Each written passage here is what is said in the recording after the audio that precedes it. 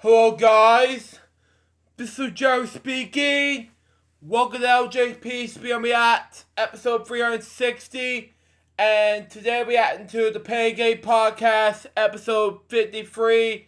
Now before we begin this episode of LJPCBM React, I'd like to present to you this via quick time. Now, I decided to download this via iTunes Studio, and instead of using it via a Windows, the Mac, the Safari, which I normally do to react to those reacts to. So let's just do that. So it has a lot of things to do. I'm not gonna have time to do the bleep it out thing, so be warned for that. So anyway, let's react to it now. Begin in 5, 4, 3, 2, 1, go. Come on, play.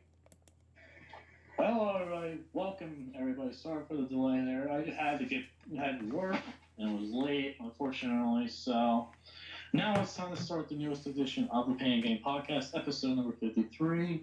No, it's not the best intro ever, but hey, it's gonna work. And was late, unfortunately. What's that? Now it's time to start the newest edition. Okay, that was really good. I'm glad I didn't hear myself. Echo. Sorry, there was Yeah, the go, live yep. feed. I was watching the comments in the live feed. Yeah, I gotta get that up as well too. Hi everybody. Sorry, that I was late, Kirby, Kirby, I said no, we already fucked 3 times today, no, not again,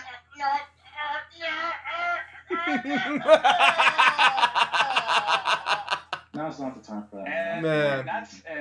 that's why we always say things about keeping things behind closed doors. Hi everybody, how's that doing?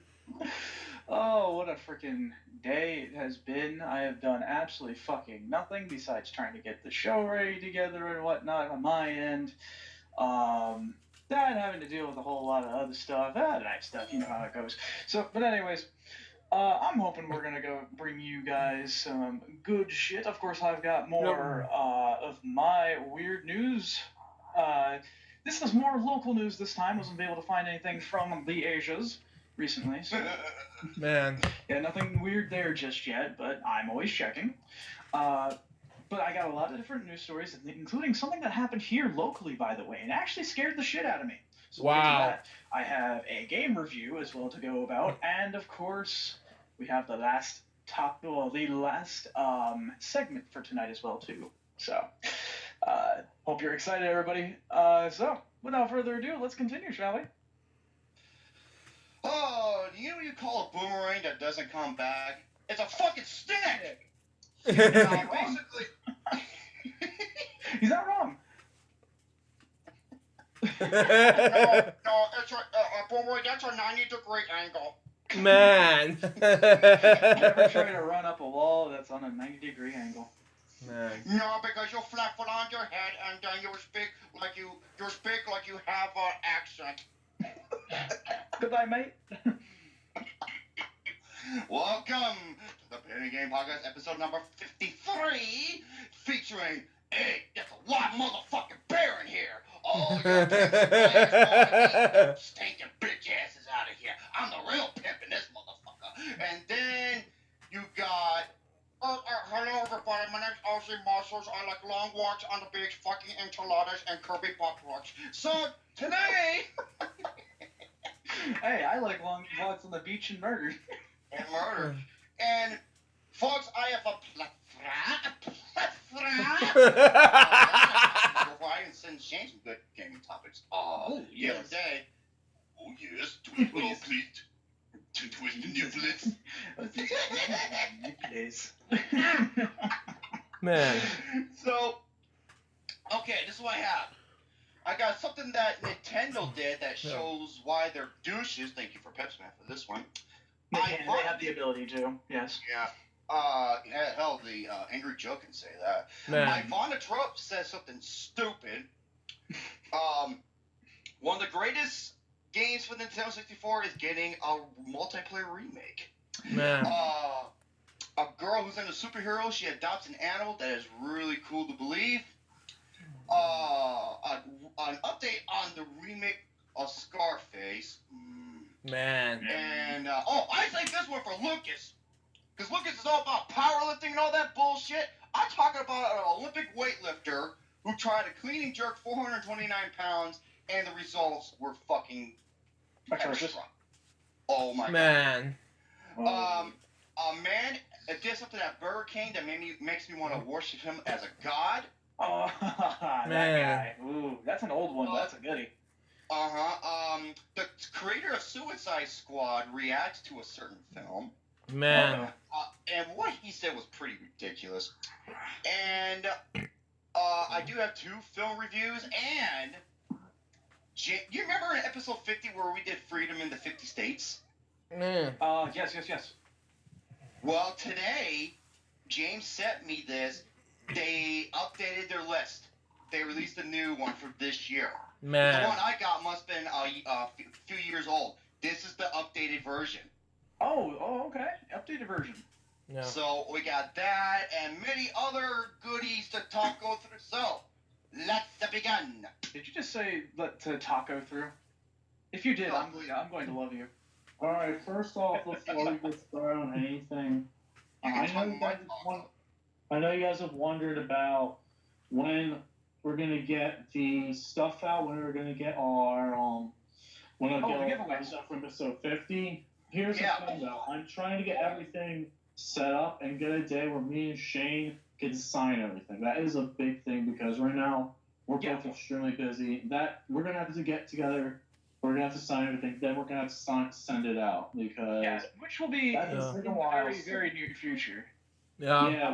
We will have the time to take do a so. while though. Yeah, And it does take a bit. So. It does take a bit, yeah.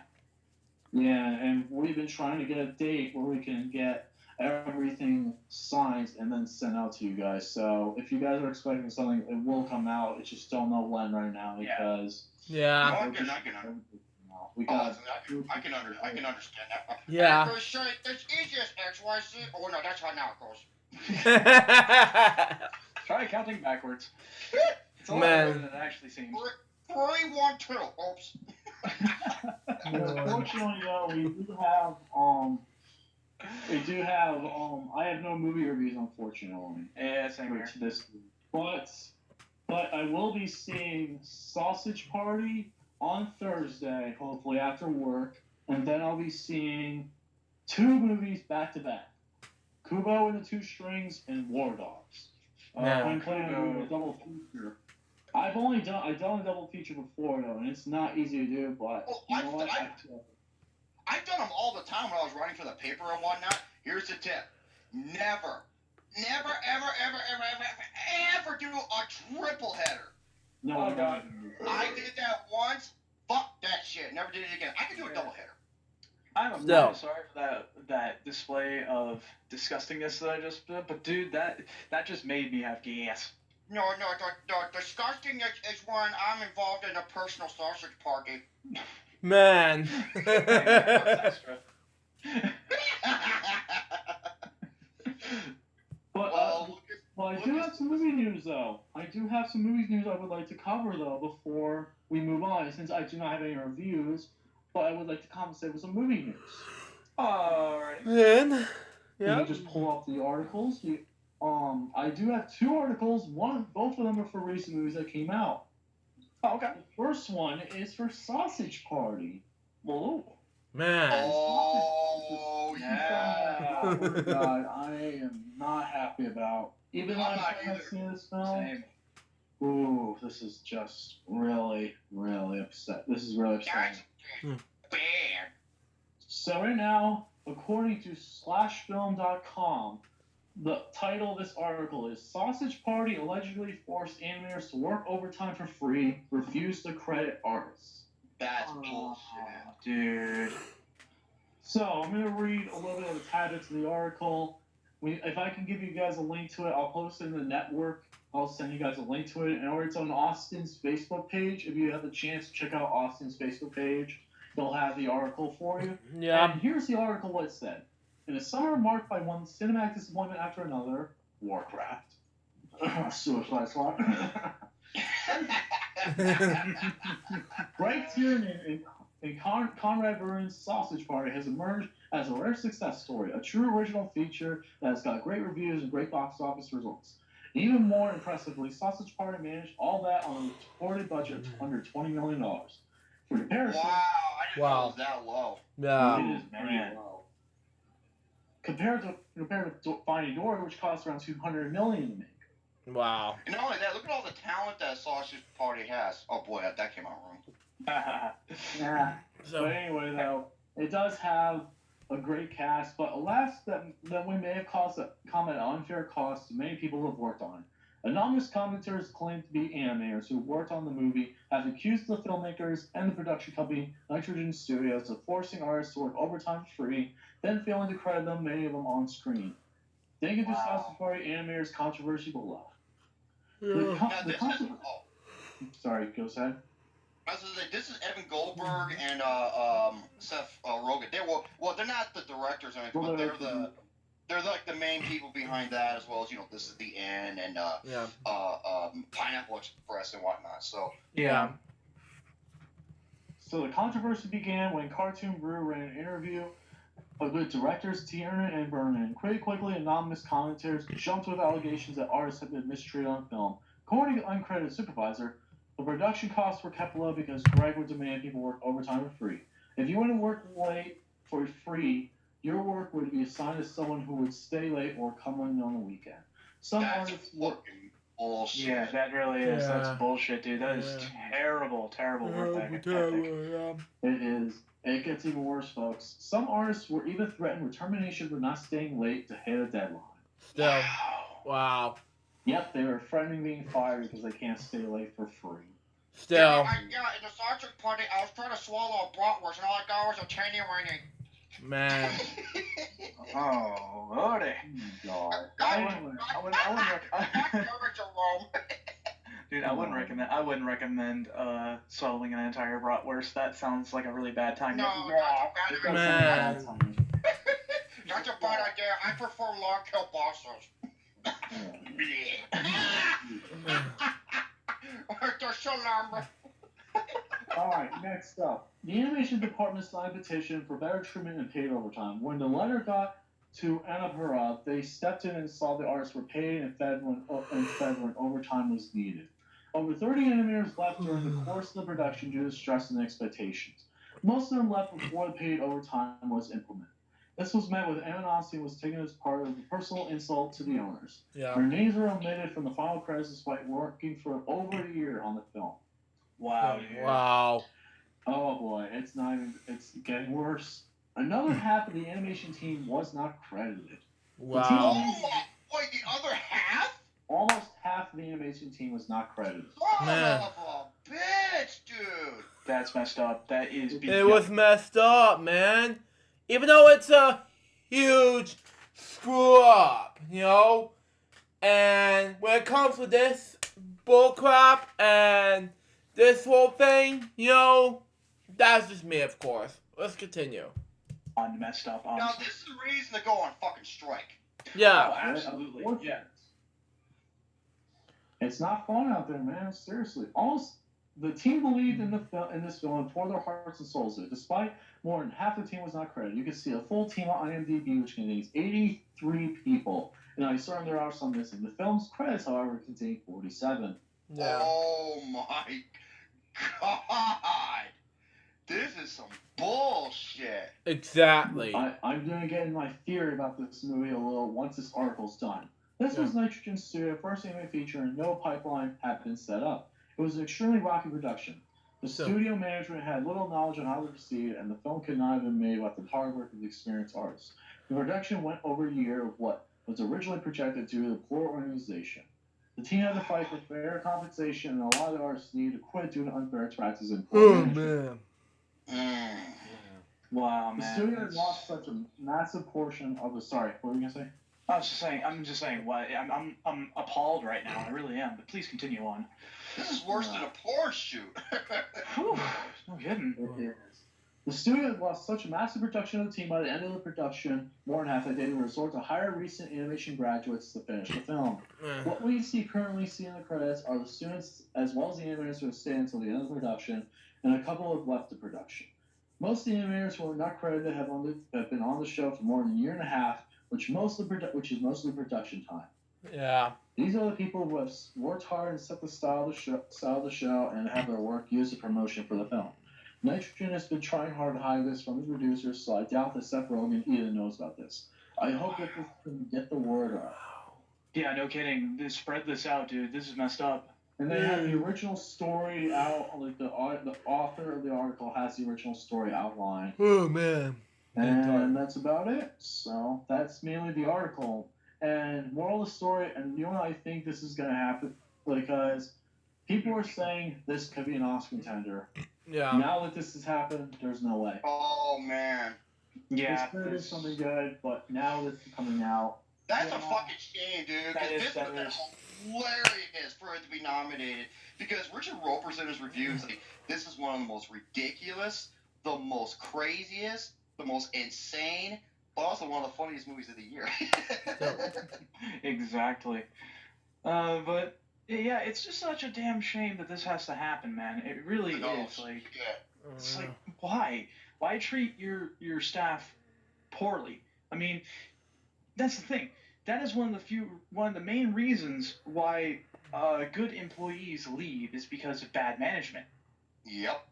It's a proven fact, dude. It's a proven fact. Yep. It's just like it really is a shame.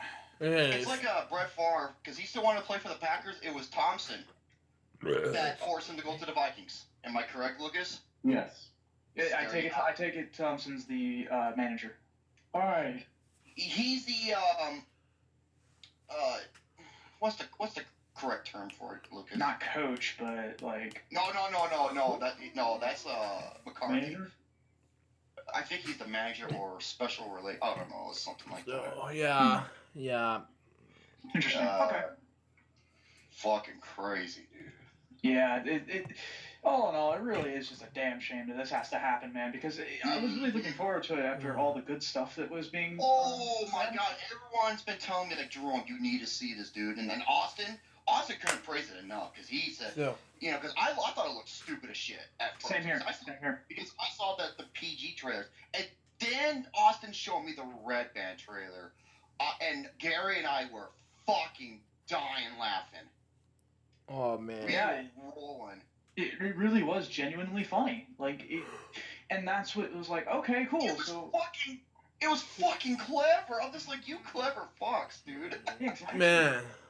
It was like Popstar Never Stop Never Stopping, where the trailers looked like a complete ass. Then I saw the movie, I was like, I know exactly what they were doing. And I was just like, dude, this is clever. So, but wait, Jackson said it's not Rogen's fault though. Well, he's like one of the Well, it stars. isn't Rogen's fault. He didn't know about it. Yeah, exactly. Yeah, no clue. Yeah, no clue about it. Yeah. Yeah, no. Or Evan Goldberg. I don't think it's his fault either. It's the main producers. They're just the ones. They're the executives. That's like a different branch, I guess you could say. Yeah, exactly. There's multiple branches that lead into when a movie gets designed, produced, and then finally sent out. There's a lot of branches getting into it. Dad the Kid 124 asked, "Do you like Hot Topic?" Yeah, because sometimes some hot emo chick is working behind the counter. Yeah. That is a good point. It is. I don't know. The Hot Topic. I wanna fuck her so hard, mascara was down her face. Man. I knew you were going to say that. Wow. I knew you were going to say that. Oh, Hey, Jerome. what can I say? They're good deep throaters. Speaking of deep throats,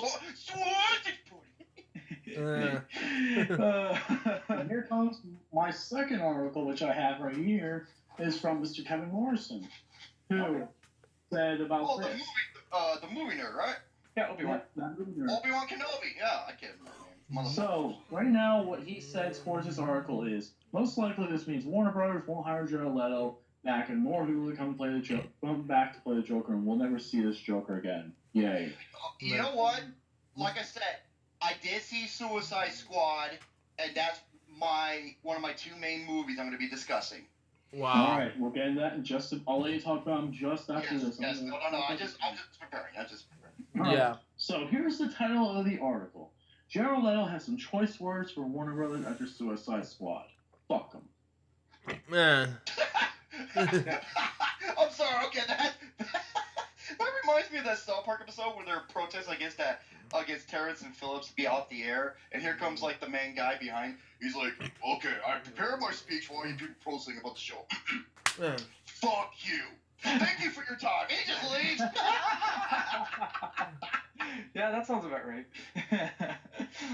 So, here's the article, though, from comicbookmovie.com.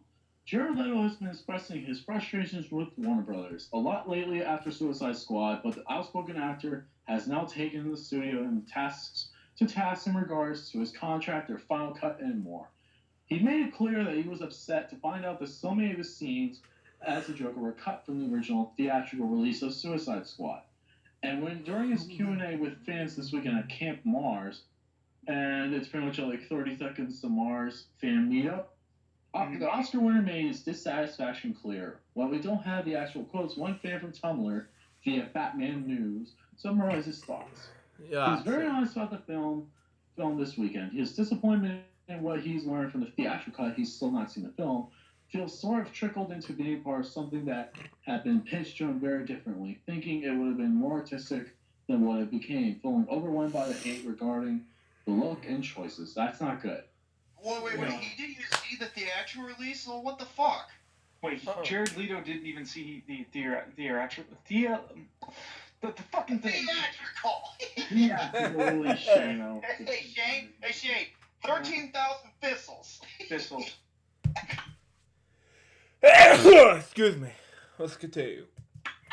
That shit got me too, dude. Like, see, I'm pretty good when it comes to speaking, but sometimes I just can't freaking say a friggin' thing, dude. I'm a fucking retard and I'm saying that. Man. Theatrical release. He didn't. So Jared Leto didn't see the theatrical release. Nope, Man. he said he's disappointed in what he's learned of the theatrical cut. He's still not seen the film. Oh, I'm man. surprised that he's not seen his own film. Like I know like actors like Johnny Depp doesn't like watching his own films, but like the ones that he's acted in. But like just flat out not seeing it seems a little odd to me. Yep. It's peculiar, really. Yeah. I think he's just pissed because of what happened the studio did with this. Yeah, it's probably why. Which is, I wouldn't say it's excusable, but rather it's still, he really should look into his own film. But you know that's just me. That's just me. But at the same time, I don't know what went on behind closed studio doors. I don't know exactly what went down. Me either. So. I'm sorry. At this point, it feels like Leto might think twice about reprising the role of Joker unless Ben Affleck is able to tempt him back. As if to further stick it to Warner's, Leto went on to talk about how his contract with the studio prohibits him from dangerous activities like rock climbing, something he shares pictures of a fair bit of social media. His thoughts on what they think about that? Fuck them. And Yeah. that's the end of the article. I'm sorry, that just makes me laugh. And Because here's the thing, though. you want to see Jared Leto in a brilliant performance, the Dallas Buyers Club, man. God. Oh my god! If you've never seen this, it's a film I gave a 10 out of 10. It was in my top 5 best films of the year. Go see that, Both folks. actors won the actor award. Like, the two main actors won the best awards. Yes, they did. A fucking brilliant movie. I love it. Yeah. Absolutely. So, my honest thoughts of it. My Oh, honest hey, thoughts. look, it's my name's Toy. Hey, technically. Oh. It's a After good thing. you took a shit, did you find worms in your stool? No. But it's also a good thing. No. But anyway, guys, what I was gonna say is that honestly, I do not want to see Jared Leto. I agree with him. I do not want to see Jared Leto as a Joker again. So. You know who I think would be the perfect Joker? Jake Gyllenhaal. You know Yeah. what? I was about to say the same thing. Dude, And I'll give you a great example. Nightcrawler. Look at Nightcrawler. Yeah. Mhm. Yep, that makes That sense. was a fucking transformation unlike anything I've ever seen before. That's right. Fuck you, Oscars. Yeah. Now it was a major performance. It wasn't as gorgeous. As each way, no, Flossie don't pick a big ass nose. That's that performance. Secret. man. Oh man. You wanna play? You wanna wrestle? Oh, okay. That's his whole fucking performance.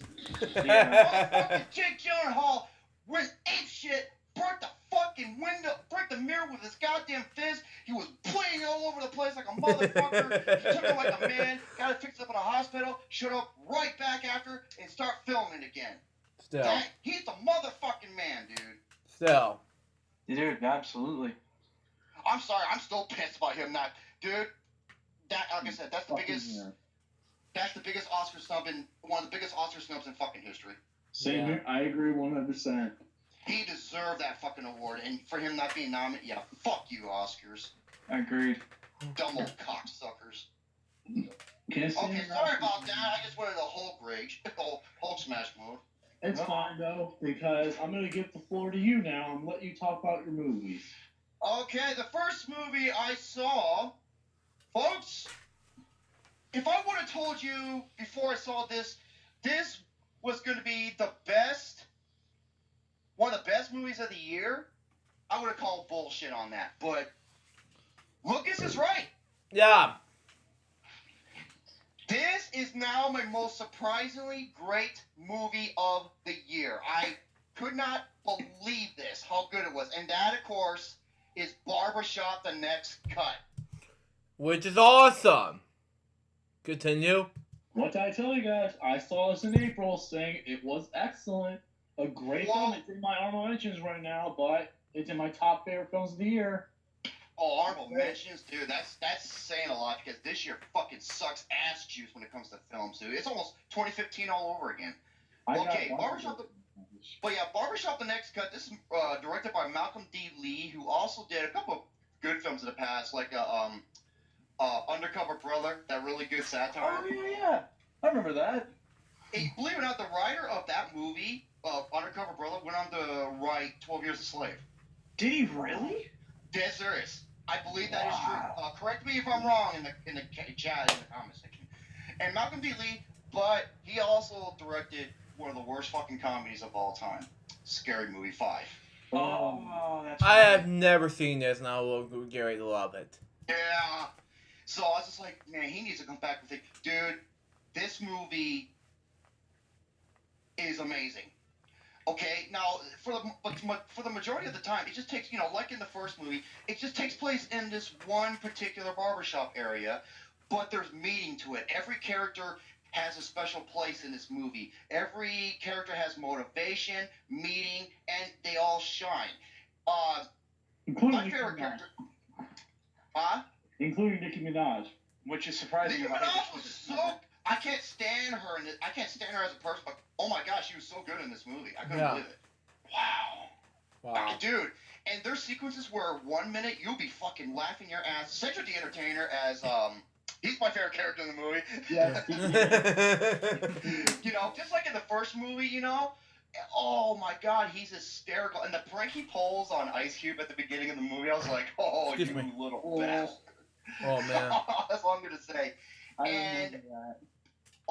and probably the funniest joke in the movie is how Cedric the Entertainer's character accidentally got syphilis. Oh god. And where that goes from there, I was I fucking. remember that. There's so many characters. There's a guy who's like, he's okay, folks. You know what all the other comedies fail to do? Like all these other raunchy comedies.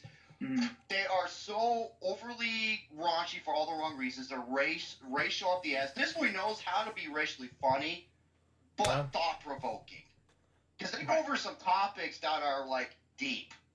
Okay. And it stands out to this day, like with Chicago and how it's a fucking the murder city of the world. Mhm. And they discuss about that. It's got a great message. And this is one of those rare films where it combines comedy and drama so well without feeling out of place. Like there's a sequence where everyone's having like the best time ever, and then something happens and the mood just switches. No. And this is one of Ice Cube's probably his best performance.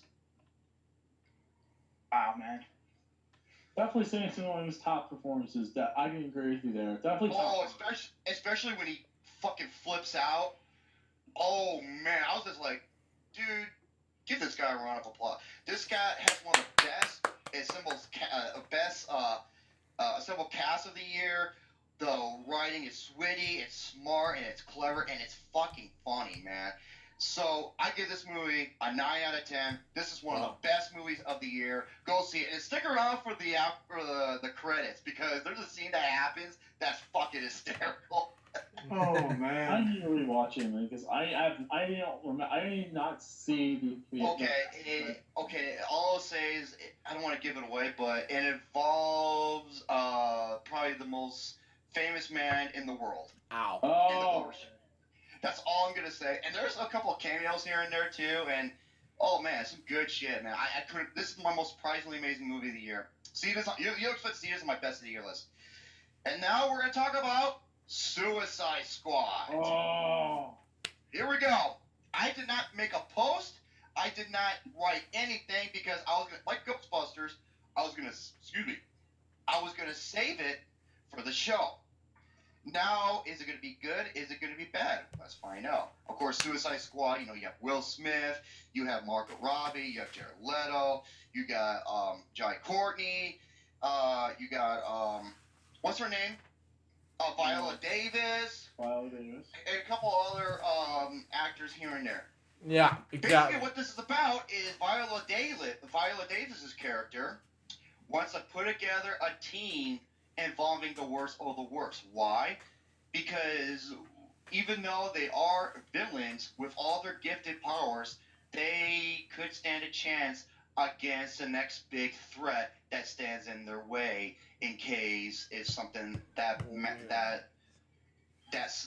size of that magnitude would ever happen. But I love it how she says we gotta do something if another Superman if he turns evil comes along. I'm just thinking, wait, what? Superman would fucking ass ram them and be out in a jiff. Okay? They're not killing Superman.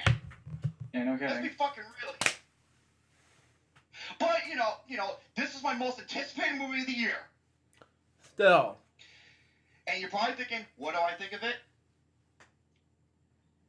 Ladies and gentlemen, this movie is a massive disappointment.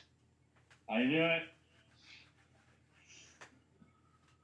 Folks, I am sorry to say Suicide Squad is extremely underwhelming. Folks, okay, now I'm not saying not everything is bad. I want to get with the positives first. So, first of all, Will Smith as Deadshot is the best character in the movie. Agreed. Good. He is the absolute fucking shit, dude. He is awesome. Yeah. I can understand his motivation. He, some of his lines are really clever, and he just fits the role. And yeah, Austin's like, yep, I fucking knew he'd say it. Also, okay, this has been polarizing, but I don't understand it, man. I thought she was amazing. Margot Robbie as Harley Quinn. Oh yeah? Dude, she was perfect. I don't understand the mixed reaction with her. Because that is the perfect live action reincarnation of Harley Quinn. From the accent to her body language to her gestures. Dude, I was like, she was amazing. She was the perfect cast choice for her. Also, Viola Davis, I enjoyed her quite a bit. She has that, that, I guess you could say, true grit to her. And the best scene in the movie, folks, was the bar scene. Yeah. Yes, that was a great scene. That was like a 5-10 minute sequence, okay? And I was watching this scene and I was thinking to myself, why couldn't this be the entire fucking movie? Because David Ayer, dude, he knows how to do good shit. And right there, that scene, that felt like David Ayer had full control of this sequence. I love that sequence. Mm-hmm. Because I was just watching, I was just like, whoa, you want to talk about the tone just changing? And I was able to take it so much more seriously and I wanted to hear what's gonna be said next. Okay. And this is awesome, in my opinion. So, Suicide Squad, I applaud you.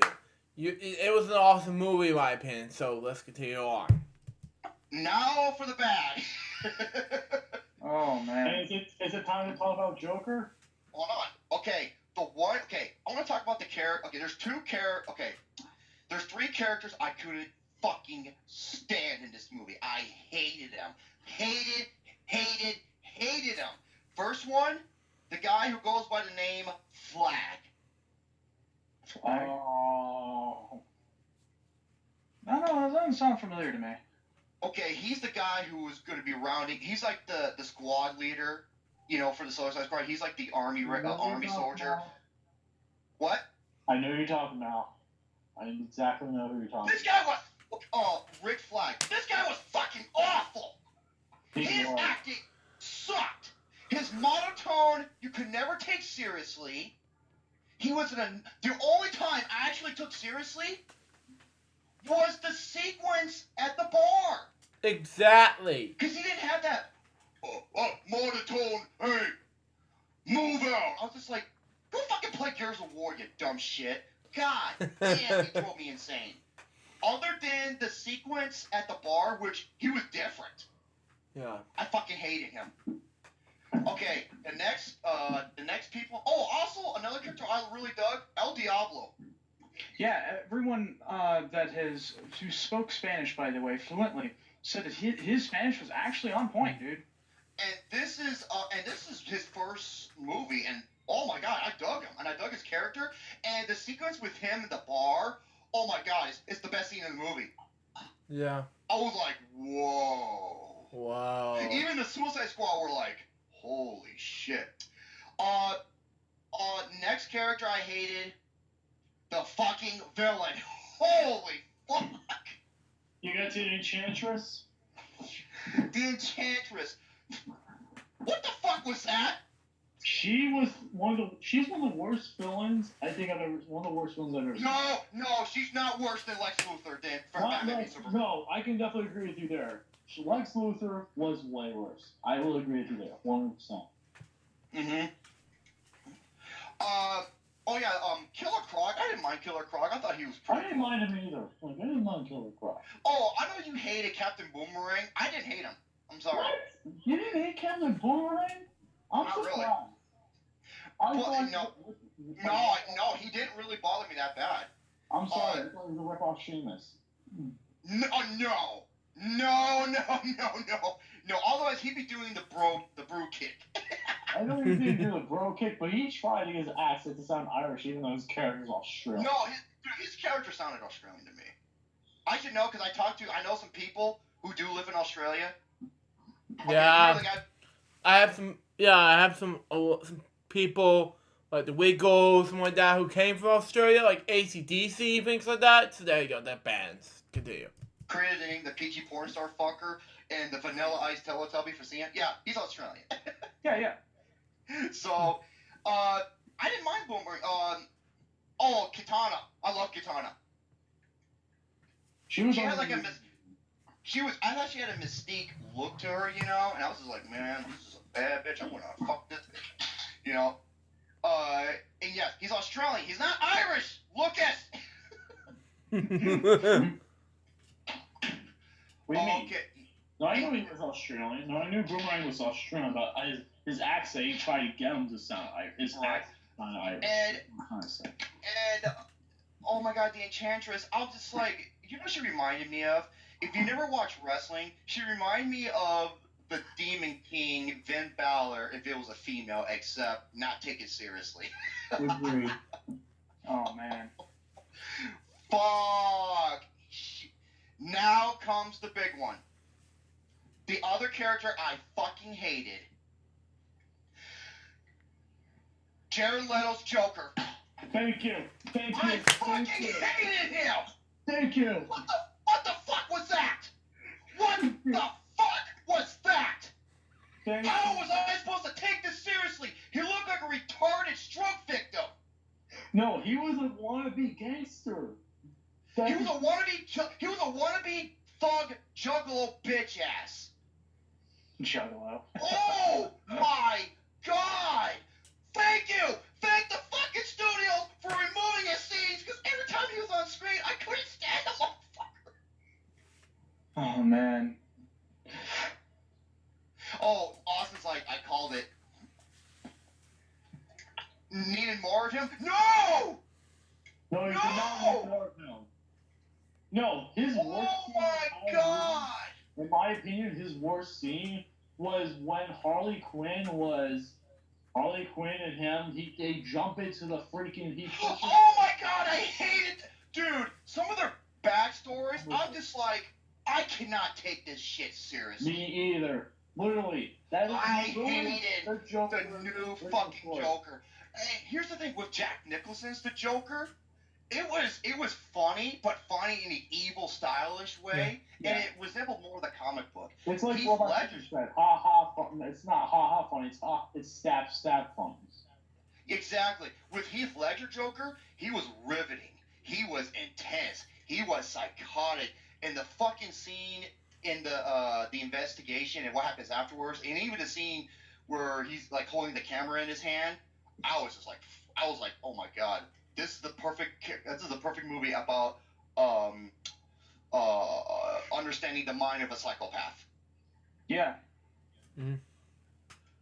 Fuck Jared Leto's Joker. Now, Jared Leto, I give him so much respect because this guy is an amazing talent. But what the fuck? I heard some post that people prefer him over Heath Ledger. I'm like, get the fuck out of here. Okay, Austin, I understand he's supposed to be a gangster, but dude, that's not how. No, he wasn't a gangster. You know what he was? He was a retarded clown with a Nerf gun in his hand. Give me a break. No, his worst thing is the stupid tattoo on his hand. That was so. I'm sorry. His mannerisms, his body language. I'm just like, this guy is fucking retarded. I couldn't take him seriously.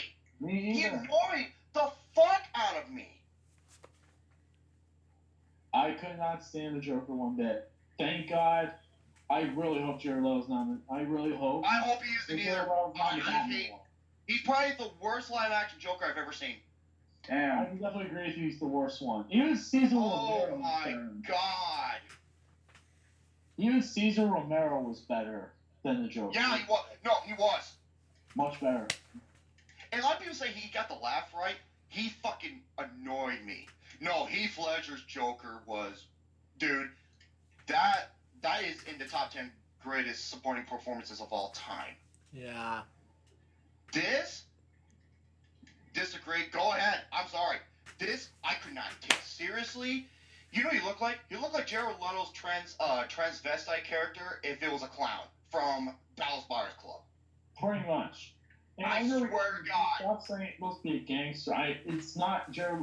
No, a gangster doesn't walk around looking like a bitch ass like he did. Yeah, I'm sorry. I love the Joker, the Jack Nicholson. Heath Ledger. Oh, I love Jack Mark Nicholson's Hamill. Joker. I worship Heath Ledger's Joker. This one can burn in the 7th layer of hell. Same here. You want a good Joker? You know what I had to do after watching Suicide Squad would cure me of the bad Joker mindset? Watch the Batman animated series, the '90s show. Oh, the Mark Hamill version, or the Batman Arkham games. Another great one. Dude, the Mark Hamill. Another one, The Batman from 2004. This is a great series I have to watch. Continue. One is my absolute all-time favorite. All-time favorite. Yeah, ladies and gentlemen. From Throwing Joke. Yes, ladies and gentlemen, he did turn into the dark side. He became the Joker. Folks, those 3 characters. Okay, now also, the action scenes were, sometimes hit or miss, but the final act of this movie, oh my god, it's fucking dumb. It is so dumb. Over blatantly used visual effects. A fight scene that wasn't even that spectacle. Oh my god.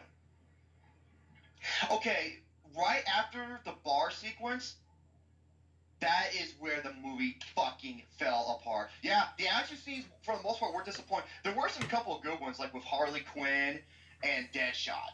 Yeah. There was some, especially Deadshot. There's a sequence where he gets on top of the. No, I would say it's one of the worst endings. No, it's not the worst. No, one thing is, I have to say, it's the worst mid-credit scene. One of the worst mid-credit scenes I've seen in a long time. Probably one of the Obviously, it's leading up to the Justice League and yada yada. Well, hold on a second. Yes. Yeah, okay, thank you. You know, it's leading up to the Justice League, yada yada yada. But, yeah, Deadshot. Okay, Deadshot and Harley Quinn, they were pretty cool. But yeah, man, this is. I still think Batman v Superman was worse. Yeah, it definitely was worse, but this is just beyond. Because I remember rewatching that movie, Batman. I gave it a 3 out of 10 now. I went from a 4 to a 3. Damn. Yeah. I give this the same rating you gave it, Lucas. 4 out of 10. Thank you. This is one of the absolute most and this is David Ayer. And this guy has done some great. Okay, here's the thing. The action scenes in this movie are not that great, but watch his previous film, Fury. Holy shit, the action scenes in that movie are fucking awesome. Yeah. Those are just intense firefight battle sequences. This, I was just like, wow, DC. I'm fucking done with DC. I'm fucking done. Every movie that's come out with DC this year has been disappointing. It's a theme. It's a common trend. There's 2 trends this year. Live-action book adaptations, excellent. And you have DC movies, disappointing. There you go. Those are 2 trends of the year. Yeah, but the 4 big. Oh, another thing about Fury is fucking great, man. Another thing about about Suicide Squad is some of the dialogue can be dumb at times. I'm just like, wait, did he actually say that? But the 4 biggest problems that hurt this movie and killed it: fucking Flag, an overly redundant macho fucking soldier who comes off like a dork, and then you got the villains. Or villains, if you want to call it, who pretty much is Finn Balor if it was a female and you can't take it seriously. Oh, jeez. And oh wait, 22 Tiger Dude told me they only give David Ayer 6 weeks to write the script. Warner Brothers, I believe, have a lot to do with this, because the sequence in the bar sequence, I believe David Ayer had full control of that sequence, because that came off like David Ayer would do something that great. Yeah. And there was a lot of production issues and changes and all that shit. I bet you Warner Bros. Had a lot to do with it. Oh, that'd be a shame. Man, Justice League. Did you see they're going to be doing 2 Justice League movies? They're going to be doing part 1 and part 2. Oh my god. They're going to be doing part 1 in 2017 and part 2 in 2019.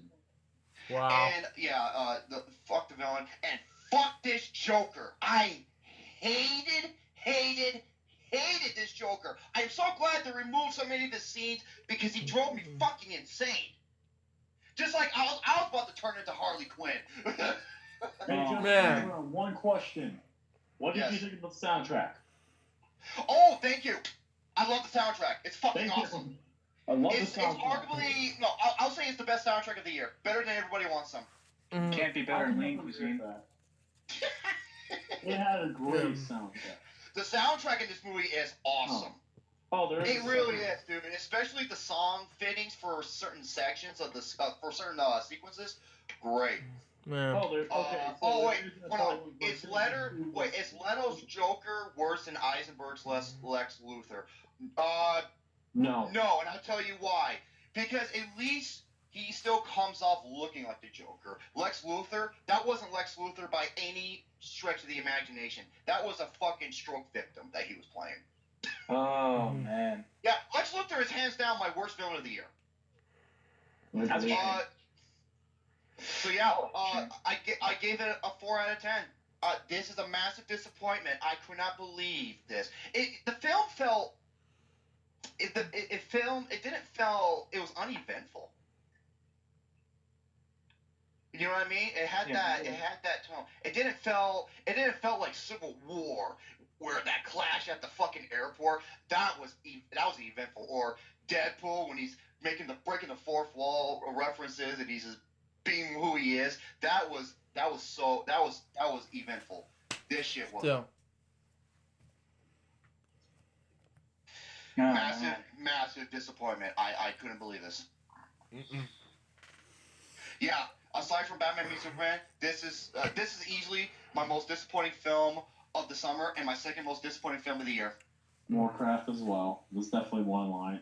So summer's Warcraft- kind of disappointing. Like if you kind of look at it, because Dude, this summer fucking sucks. Man. It sucks. It's fucking garbage. I hate this summer movie season. hopefully this weekend will be a good justice because you got Kubo and the Two Strings, which is getting amazing reviews, and War Dogs, which I am excited for because it's the director of the Hangover trilogy. Oh my God, Todd Phillips. Oh my God, Danny Boy just. I'm gonna be seeing that Thursday. Danny Boy just told me this, and I am not happy. What? He says, "Romy, I got some bad news. Jared Leto's Joker and Jesse Eisenberg's Lex Luthor are both going to be in the Justice League movie." I fucking give up on Justice League. I'm fucking done with Justice League. I am done. Man. I am fucking done. The only DC movie I'm looking forward to is Wonder Woman because I believe it's from the same director of Monster. Man. I'm excited for that. And the trailer was fucking awesome. It was pretty awesome. That's it. I'm fucking done with DC. Other than Wonder Woman, fuck you, DC. You wonder why Marvel's kicking your ass? It's because they know how to plan shit and do shit correctly. Other than Man of Steel, they haven't done a goddamn thing right. Yeah, no kidding. Fuck this shit, man. Still. You know what? You guys talk for a little bit. I'm gonna get my chicken quesadilla. I'll be right back. Alright, so Shano, it's time for you to go because I really don't have much to talk about honestly tonight. I've been Yeah. very busy lately, so It's kind of the Shano, same. it's your turn. It's kind of the same thing. I'll go ahead and do one of my game reviews I've been wanting to talk about for a while. It's a game that I've been wanting to play since it was first announced back in 2013, I believe is when it was, under the title Project Beast. And if anyone can figure that one out, I'm talking about none other than Bloodborne. Now, Bloodborne is a PS4 exclusive, which meant I was a very sad camper. Wow. Because I have a PS4. I've been looking for anything and all to any sort of coherence about it being released on PC. Nothing but rumors and speculation, and it wasn't going to happen. Recently, though, I mentioned, I believe in 2 episodes ago, I mentioned that I managed to get myself a PS4. And I love the system. The system's freaking great. Yeah. I like it. But the coolest part about it was finally getting my hands on Bloodborne, and it was only for $18. Well, that's a lot of money. By the way, pretty good stuff, right? I mean, it's cheap. Never mind. Joking. There. This game, I will say though, is harder than Dark Souls 1 and 2 combined. Yeah. Damn, real. Harder than 3? Yes, actually, yes, it is harder than 3 in some cases. Now, there's a lot of positives to this game. The overall aesthetic. This game is gorgeous. Absolutely freaking gorgeous and awe-inspiring.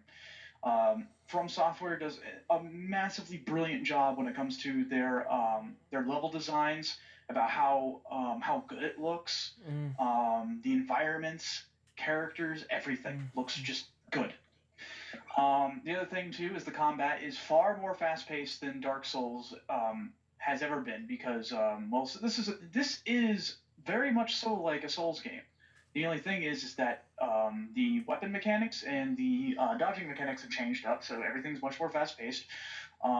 You have these trick weapons where you can actually press the L1 button, and you would be able to change it to another form, which is always really... Sorry, Yes. I just got back. You're talking about Bloodborne? Yes. Oh, yeah, Bloodborne. That's what happens when I'm shitting out razor blades. Ooh. Ooh. I'm willing to forget that ever happened. Oh, no! Okay. Oh shit. Dude, I can't wait to watch the replay because I have it on audio only. You might see Lucas's reaction. Oh man. Hang on, I'm gonna try to get on the live chat here just to see. 'Cause I don't have it up, so I can't really see anybody. Oh, Anyways, okay. back to what I was saying earlier. Bloodborne, yes. One of the few things, other few things I like about the game is the addition to how you can do parrying attacks, or as they're known in this game as visceral attacks, where you just sink your hand into someone's chest and fucking rip their heart out. Essentially, it's amazing. It's very Doing bloody. a Kano. Yeah. Yeah, this game is very bloody, as it would probably lead you to believe, which is a good thing. Another thing that makes this game that makes it stand out is the fact that, well, of course, it's difficulty. It is like all the other Souls games where everyone says that it is certainly, what was it? It's certainly one of the toughest games out there. Yeah. Dude, Austin can attest to that. That fucking boss battle at the graveyard, fuck that shit, man. I did that in 3 Man. tries, actually. Wait, Ethan said this. There was a petition. This involves around Bloodborne. Don't worry. There was a petition. It's not close. Says that don't release Bloodborne on the PC. No, are you shitting me? I could believe it. I could. Bullshit, dude. Yeah, that's so dumb. But you know what? It's whatever, because I have it in my possession, and honestly, it is a really good PS4 exclusive. I'm sad that it's not on PC, but at the same time, I can understand. Yeah. Sure. Now, I will go into a couple of the gripes about the game here, alright? This is not really much of a gripe, as it is just... This is just From Software building story. Yeah, 2 years you're fucking dead. I said story, not gameplay. I'll get to that in a moment. I have a question for you. Okay. Is one of the reasons you don't like this game is because Hank Hill's not in it? I could probably make Hank Hill. Be quiet, Lucas, you fucker. Hey man, I made him in Fallout 4, dude. Right. Amazing.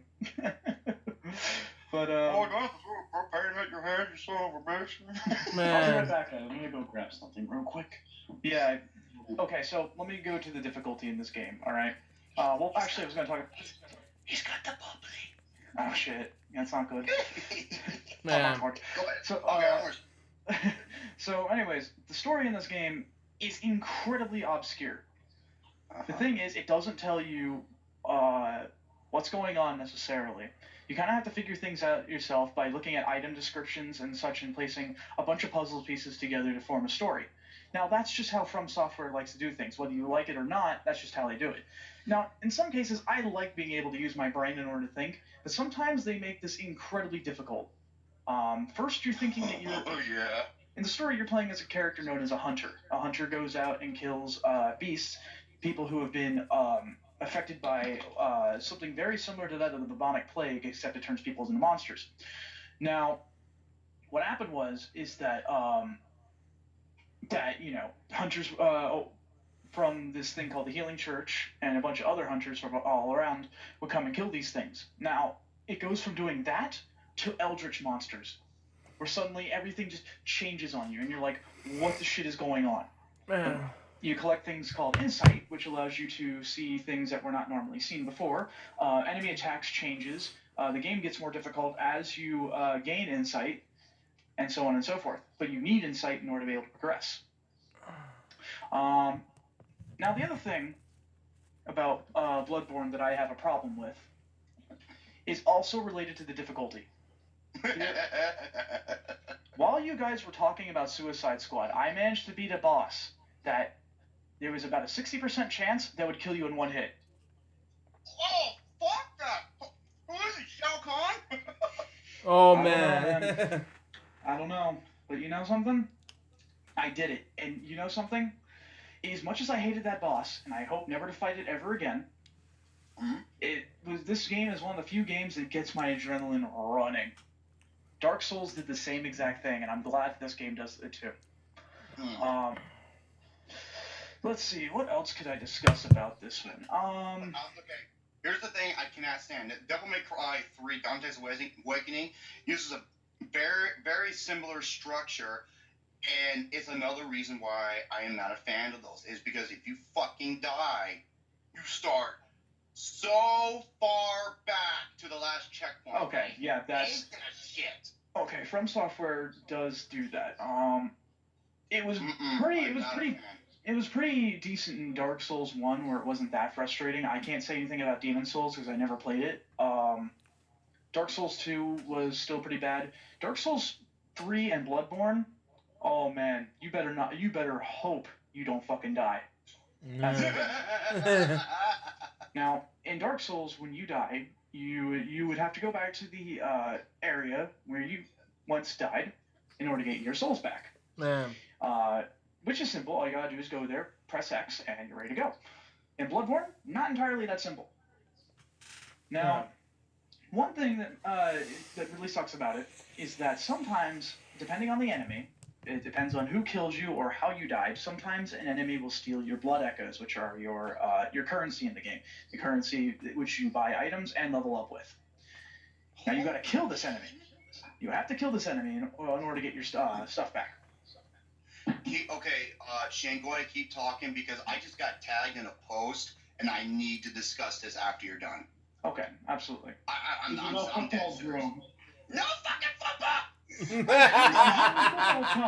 football over your butt and throw up the laces! I do have football related news though. So anyways, yes, Austin brought up a very good point. The soundtrack in Bloodborne is another huge positive in this game. It is eerie. It's very eerie at points, but other times it is purely epic. Namely, the fight between the first boss battle, which is the cleric beast, and Father Gascoigne. Those are the ones that I can give as examples for some of the bits of soundtrack in this game. That it is absolutely stunning. Mm-hmm. Overall, though, Bloodborne, I felt, was definitely worth the wait for me. I am about an entire year late to this game, but I'm glad I'm actually still able to play it. Another thing that I wish I could talk about more is the multiplayer. I've very seldom done it, but it is structured differently than Dark Souls was, which is not exactly bad, but at the same time, I still like the way how multiplayer works in Dark Souls more. It feels more organized and better structured. In Bloodborne, it's a bit odd. I'm not a fan. Yeah. Other than that, though, this game is absolutely amazing. Anyone who's looking for a really challenging game with a beautiful aesthetic, fast-paced gameplay, and a great soundtrack, look into this game. It is only $18. I only spent $18 on this, and that was new, by the way. That's new. Worth it. Worth it. Real quick before Jerome goes into his stuff about penises and Robotnik, and I have one bit of football news, and it's about the Miami Dolphins. The Miami Dolphins officially changed their name once again to the new stadium name, known as the Hard Rock Stadium. So what are they known as, the Hard Rock Dolphins? Yeah, no, it's the new stadium is called the Hard Rock Stadium now. Like the Hard Rock Hotel, it's based off of that hotel. Oh, yeah, I know, but like you were saying, the name has been changed, so... No, the stadium name. Not the I thought you said the team name changed. That's what it sounded like to me. No, sorry, man, but it's the stadium name. The stadium name has officially changed for another time. Like, they've had like 8 or 9 name changes. It's crazy. Yeah. Otherwise, you just can't have one like Lambeau Field or Heinz Field. I don't know. That's very undecisive. Field. Like, Kyle said Hard Dick Stadium. Man. I'm sorry. Oh, okay. Speaking of Kyle, okay. Kyle tagged me and notified me in a post that Tony the Tiger, Tony 2 Tiger, and believe it or not, he does like Frosted Flakes. Wait a minute. As he should. Isn't Tony Tiger supposed to be like helping the World Series or something like that? No, not that Tony the Tiger. Okay. I just saw this, and I couldn't believe. Now, folks, I need to talk about this right now. Now, this is from TheVerge.com, and something that Tony Estrada, aka 22 Tiger, and Kyle from the DGSN, he tagged my name into this, and I thank both these guys. I had to read this. Google is killing off Hangouts on air in September. Yeah, I know. I've known about this. I did not know about this. I told you yesterday. Man. I'm fucking retarded, dude. Anyways, please go on.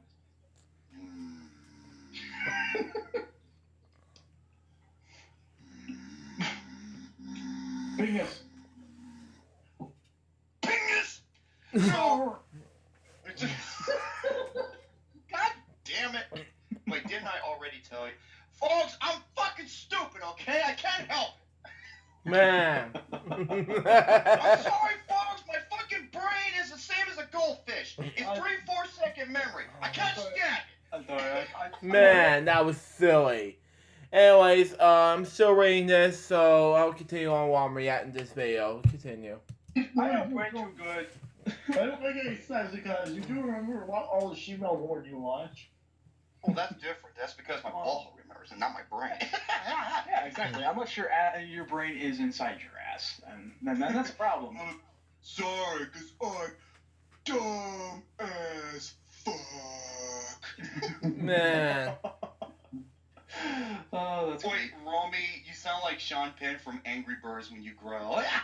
That big fucking red bird. He's my favorite character. Yeah, Jackson says, wow,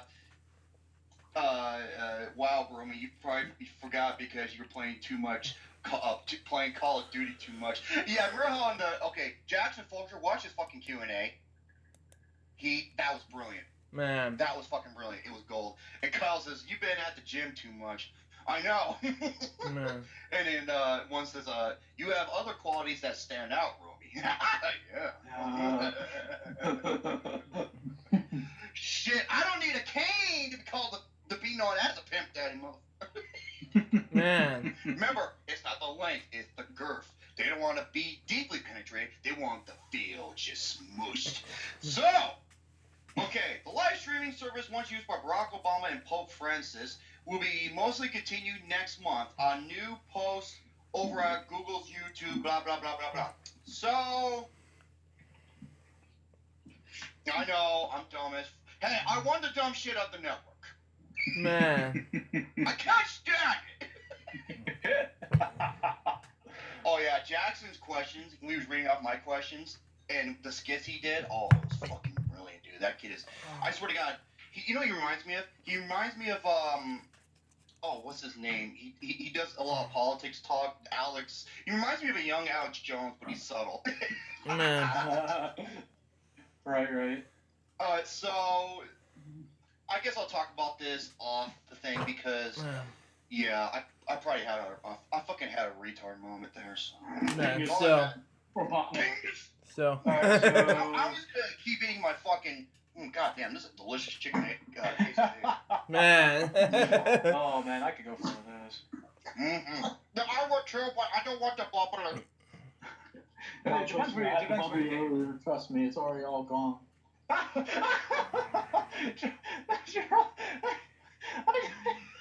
Man. Jerome, don't you remember? You called it. What?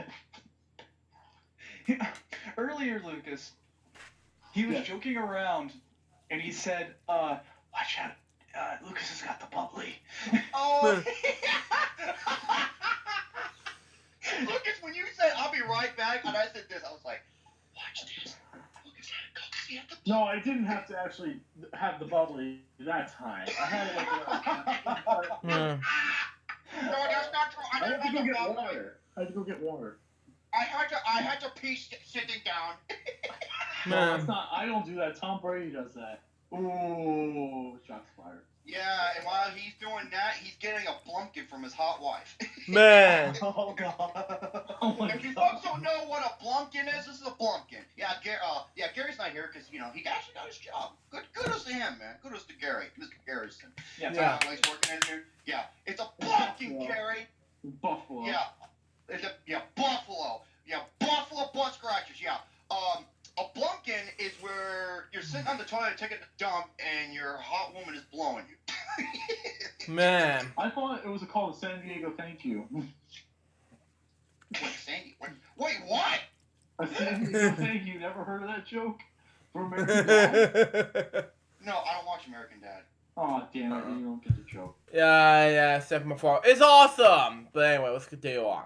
And damn it, I thought you would have gotten the joke. San Diego thing. Jesus Christ. It's Dude, that's like if you had a sandy, liquidy shit. I'm gonna call it the Nile River dump. I don't know. fuck. Man.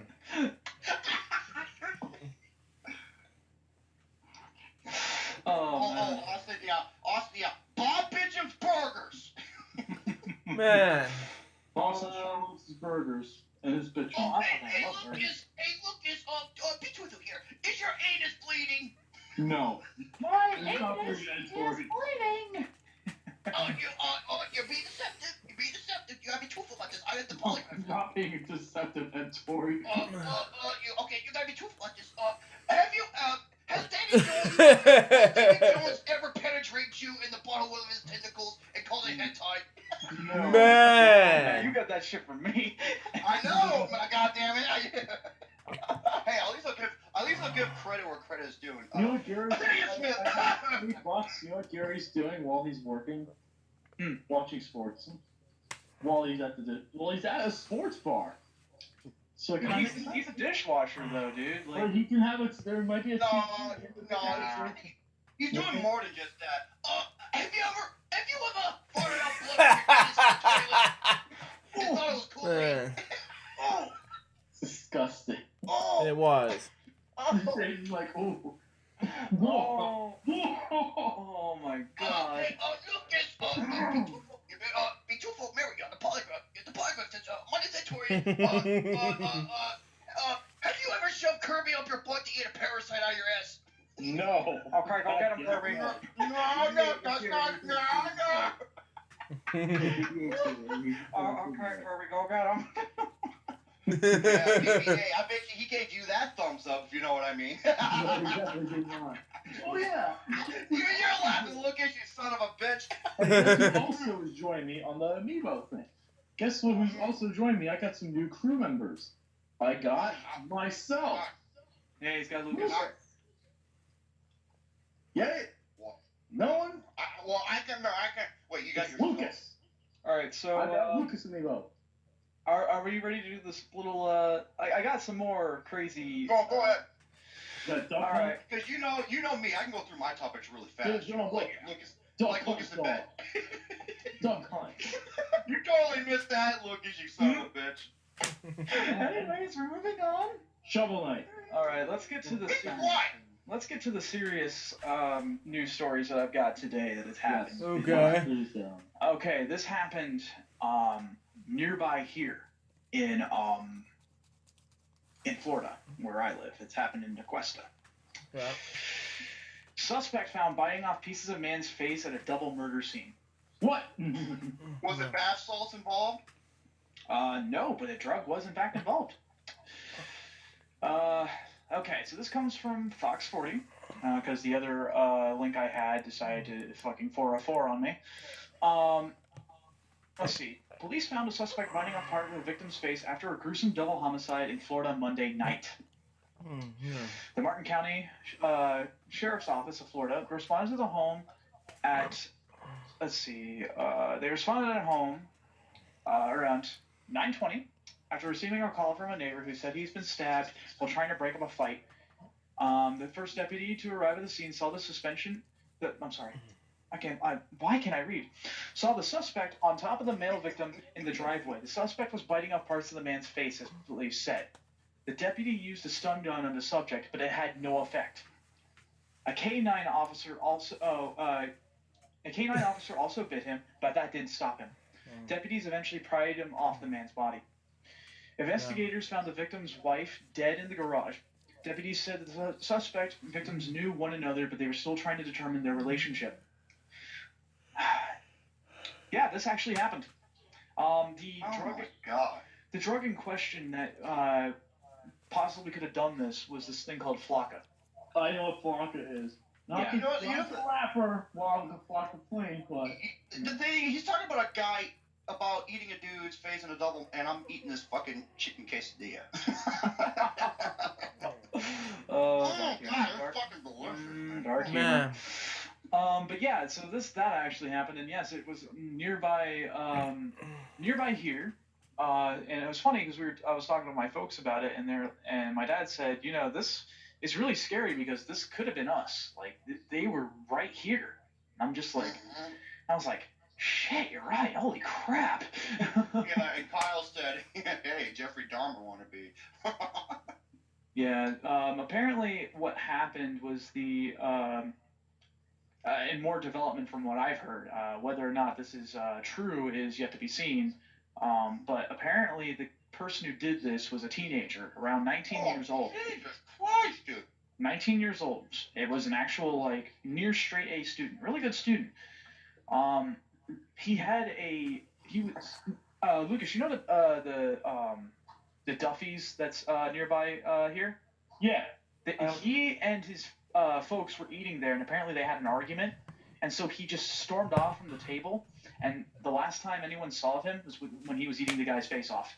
Yeah, still. Okay, does it involve the same guy who shot himself in the face because he thought he was Tyler Durden? Oh, that fucking guy. No, that guy's... No, that guy's from the UK. No. No, that guy was from the UK, though.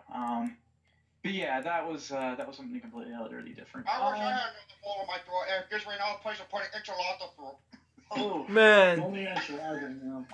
oh. I gotta get something to drink. You keep talking.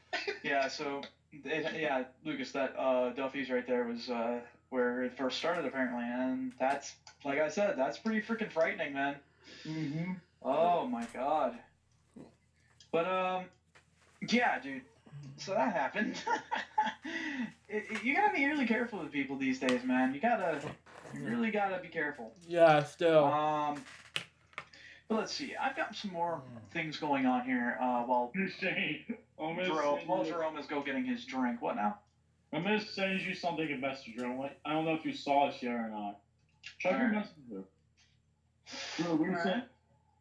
Check your Messenger for the most recent things. So above the Google Hangouts link. Check that out. Excuse me. Hey, look, it's unintended. Do you find Faith Johnson attractive? What do you mean?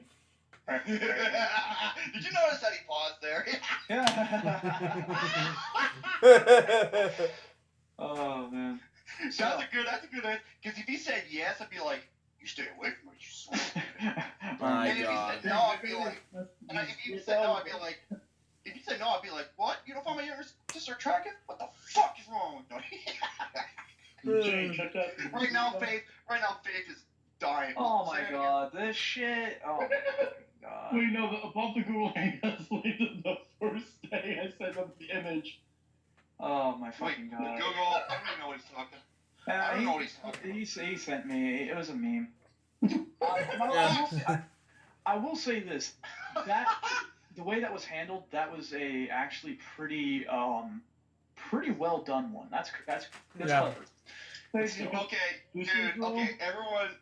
No, I don't. Hold on. Everyone's laughing at because remember Ed Torian asked the question. He's like, "Do you find me Ed Torian attractive?" And I said the Faith and Faith Johnson. Her response of Faith from is ... That's never a good thing. No, it isn't. Oh, come on, Faith. I'm just having fun. Okay. I bet you she's laughing. I bet you she's laughing right now. All right. Alright, so I sent you some meme. I sent the same meme that I sent to Shane. At Messenger. Okay, I'll let you do your thing until you're ready to, I was trying to talk. My bad, dude. Yes, like I said, Faith, yes, she's my lovely younger sister, and you guy gives her the wrong word, that's right, I'm gonna throw a saw blade at your head. Alright, go ahead, Shane. I can supply those. Okay, so who's ready for some crazy news that has happened somewhat recently? Shovel is. Crazy news. No. Alright, so, has anybody heard of Norway's belly flopping contest? Yeah, I actually have. Oh my God.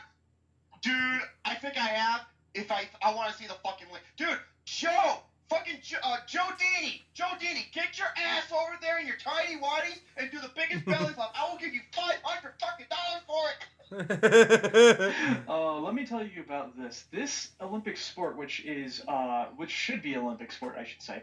This sport that was made by Norway, I don't know how to pronounce it, but I can tell you the literal translation. It's called deading.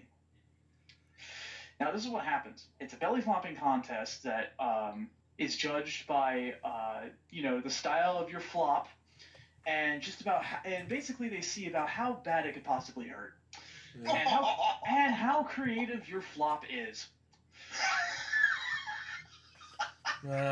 Now, I'll send the link for this to you guys a little later, but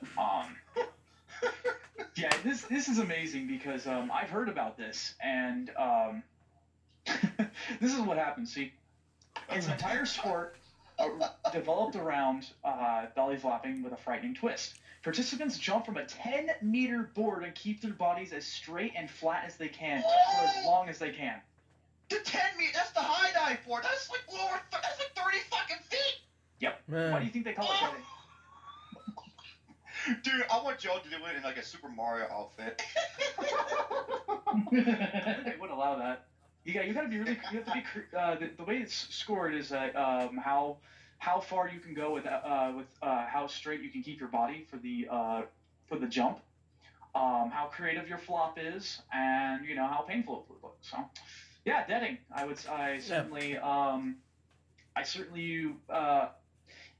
hope every single one of you looks this up because it's fucking glorious. Anyways, Yeah.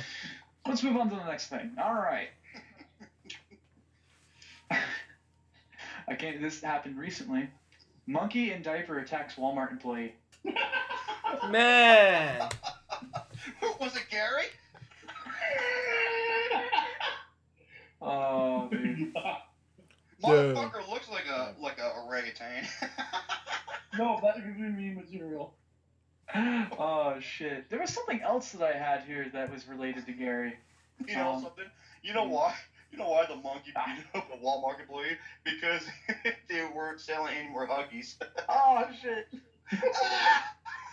Alright, so there was a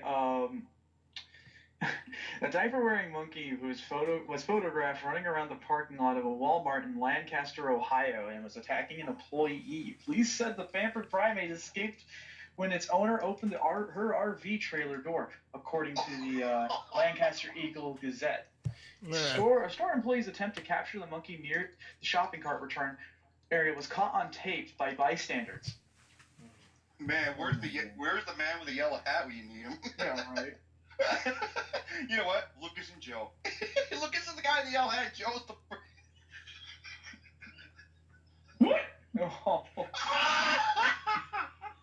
So this is what the woman did, by the way, in order to get the monkey off the guy.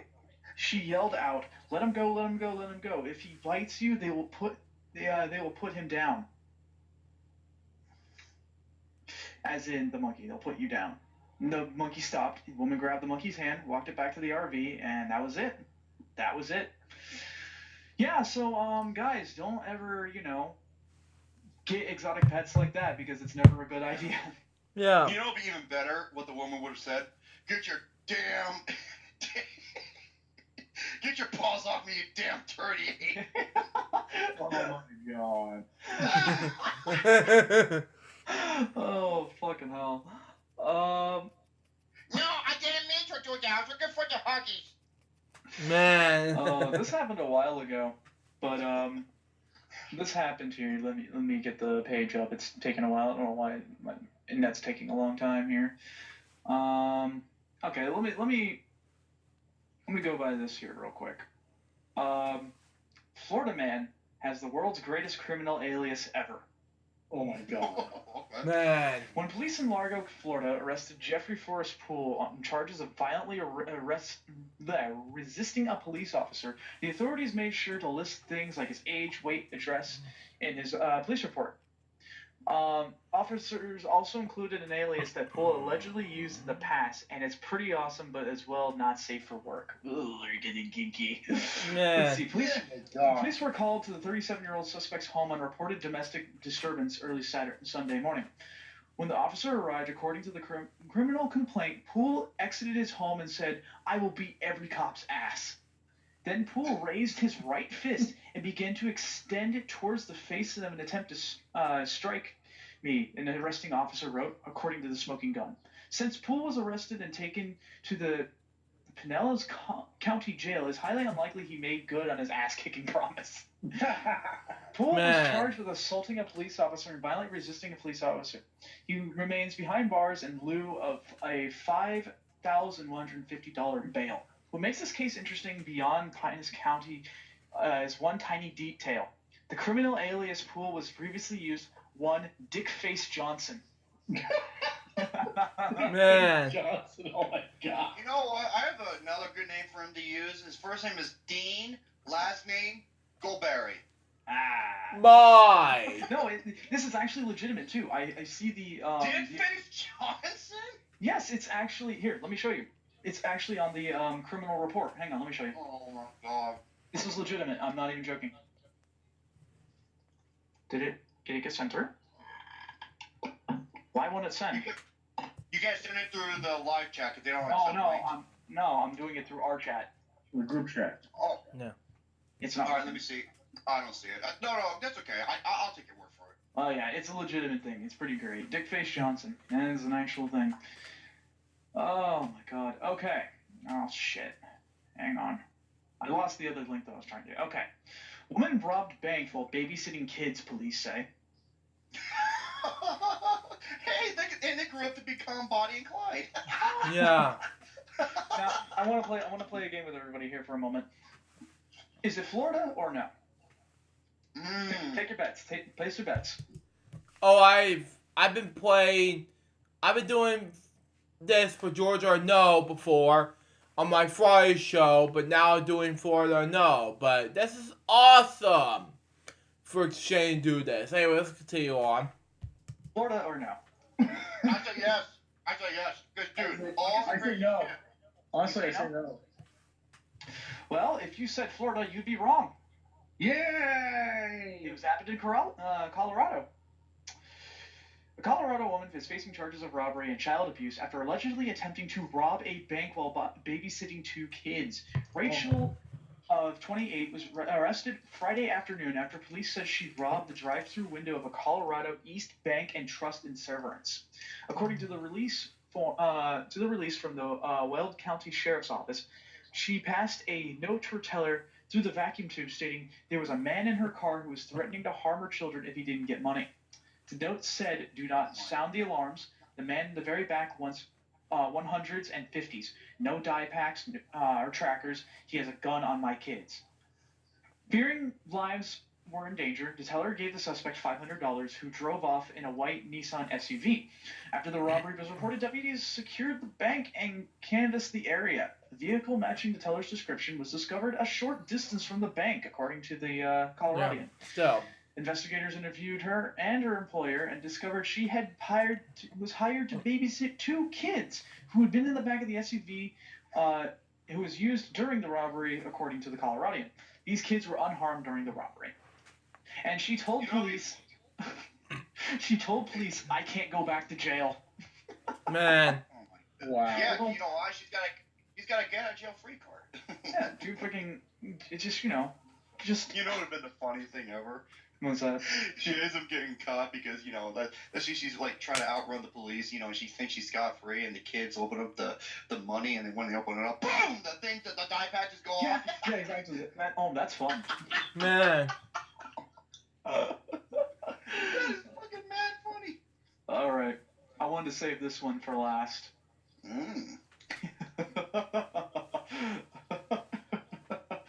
Okay. I'm gonna play this again, right? Florida or no? But here's the title. Stay with me on this one. I'm wondering if this is like Gary's twin or something, and he has another twin besides me. Notorious Nipple Man nabbed after 3 years as a public transit pervert. I'm gonna say no. No. Okay.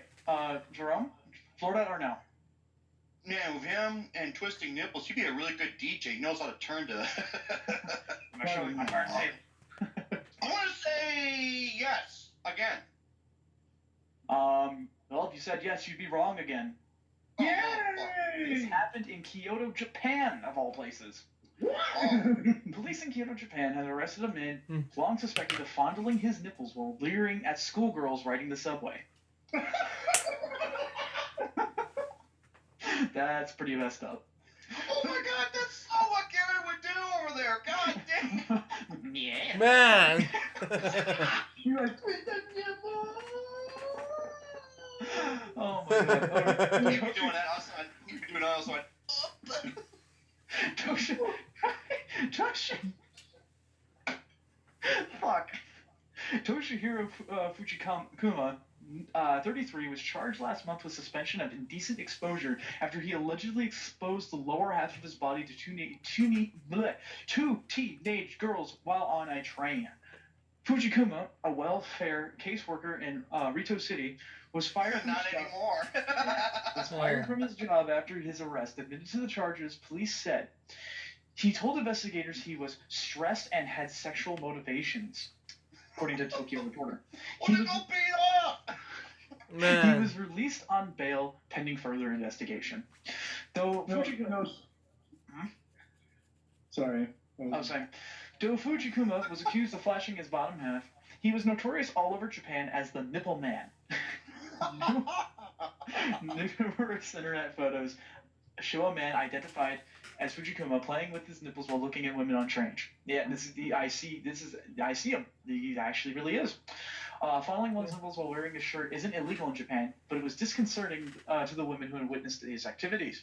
Man. Fujikuma first became known as the Nipple Man in July 2013. Man. When a woman tweeted, "This jerk is playing with both his nipples while staring at my face, and the way he stares, it's creepy, right?" It really is, dude. This guy is pretty freaking creepy. Like he has like such a blank expression that like it stares into your soul. Man. Whew. Let me see. The arrest surprised Reno City Mayor Nomura, who told reporters he can't hide just how shocked I am for a city official to lose trust through this horrible act. Nomura added, "I'd like to deeply apologize to our citizens and will strive to restore trust as well as deliver strict punishment." Yeah. Oof. Yeah, so lesson learned. Don't play with your nipples out on a train. Exactly. You know what I was thinking of when you were talking about that? Remember the South Park episode, The Cable Guys? The cable company? Is it the guy? Was it this? No, I'm thinking of the guy who. I'm thinking of Mel Gibson first off. No, that's not He it. was just like, my nipples, they hurt when I twist them. No, what I was thinking of is when the Randy Marsh and they go to the cable guys trying to catch their kid. It was like, Yeah, they have like these fucking patches. They have these fucking patches they can rip off so they can hold their nipples. Man. Oh my god. DirecTV guys like, you can't afford DirecTV. Well, I guess cable's the only thing they'll have, and we're the only one in town. Oh yeah, I remember Mel Gibson. He's like, my nipples, they hurt when I twist them. I love that. Sorry, Shane, but that's what reminded me of. Oh, fucking hell. That episode was great. I was watching that the other day on Comedy Central. I was I haven't seen that. Well, if we have no other topics, I feel that we wanna do this again since it was very well received last time. I guess I can't go over any of my topics. Well, I'm sorry. What else did you have to say? Jerome, was one of them about the Packers-Browns game? No. Preseason all. So I have like 15 topics. I can't even talk about one of them. No. Yeah. I'm gonna say if you still got more, go for it, man. Absolutely. Okay, here we go. I'm gonna go over these really quickly. You know, like Lucas in bed. So basically, no, that's not true. I'm a 60-second man. Man. That's what they call Minutemen, right? Minutemen. Okay, ladies and gentlemen, I can't believe I'm gonna be saying this, but I saw this and I had to talk about this. Ladies and gentlemen, there is a toilet lid that's specially designed to tell you how much weight you lost after you take a shit. That's amazing. That's what Man. it's made of. Freaking disgusting. So, I know it's hard to say this, but, you know, it just grosses me out. So, anyway, let's continue on. Okay. For those who eating your breakfast when you're reading this, I apologize. How many times have you gotten down in the bathroom and feel like you're 10 pounds lighter? You know that feeling I'm talking about when you're convinced that you can now fit into jeans that are a size smaller? Well, have you ever been curious as to how much of a load you let off into the toilet? I'm not kidding. I'm reading this word for word. Well, what you need, my friend, is the toilet seat scale. Yeah. The concept toilet seat has a built-in scale. It's supposed to be designed for those keeping close tabs on their weight. However, we all know what this thing could get used to if it's put in production. There could be running tallies between friends to see who took the biggest crap. I'm just wondering when they're gonna go around actually making this thing. Yeah. Oh man. Excuse me. Okay. That one. I want to get that. Olympic weightlifter breaks his arm in the Olympics while trying to clean and jerk 429 pounds. It's a sight to see. And Oh, by it's sight to fucking see, I mean don't look at it in Spanish. horrifying. It is. It's Basically, horrifying. the guy's left arm bent backwards and snapped out of place, and oh my god, the motherfucker was in total agony, and I couldn't blame the guy. He was an Armenian weightlifter, Andranik Karapetwan. I think that's how you pronounce his name. Yeah. Which nation? When he was trying to, Armenian. He's Armenian. Oh, he's Armenian. Okay. Yep, and I don't know what weight class he is, but he tried to clean and jerk 195 kilos or 429 pounds. He got the clean. When he went for the jerk, boom, his left elbow snapped out of place and he broke his arm. Oh boy. Yep. Okay. Hold on. Go ahead. Like I said, I don't recommend anybody watching the video, but it is up. I have morbid curiosity, sadly.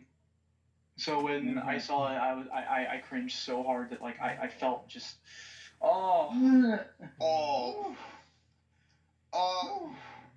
Next up, okay, GoldenEye 007 gets an unofficial multiplayer remake with modern graphics. Wow. Ooh. Yeah, GoldenEye, the king of the first-person shooters for the Nintendo 64.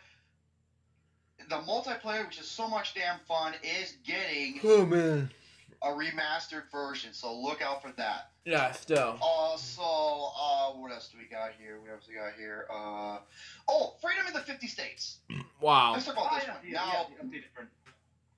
yes, now this is the updated version.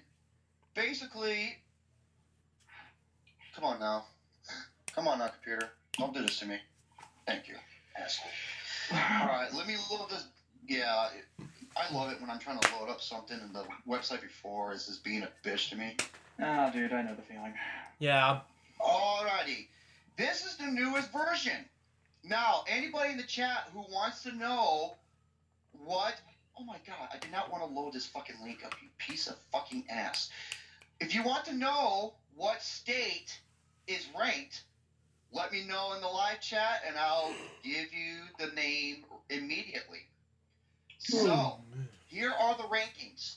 Now, number one, this is the place that James would love to live in. And he was talking about it, and he was right. Number one is New Hampshire. Oh, wow. Number two is Alaska. Number three is Oklahoma. Number four is Indiana. Number five is South Dakota. Okay. Texas is number 28. New Jersey is number 47. Oh, my former home state. The place I'm going to be visiting. Oh, that sucks, dude. California is number 49 still. It's been at number 49 for a long time. Oh, I could have swore it was. Oh no, New York is 50. New York is still number one. The number one worst. Yep. Virginia. That is. Let me see. Oh. Wait, huh? What's it? All right, let me load this. Yeah, I love it when I'm trying to load up something and the website before is just being a bitch to me. Ah, dude, I know the feeling. Alrighty. This is the newest version. Now, anybody in the chat who wants to know what... Oh my god, I did not want to load this fucking link up, you piece of fucking ass. If you want to know what state is ranked, let me know in the live chat and I'll give you the name immediately. So, here are the rankings. Now, number one, this is the place that Jays would love to live in. And he was talking about it, and he was right. Number one is New Hampshire. Oh, wow. Number two is Alaska. Number three is Oklahoma.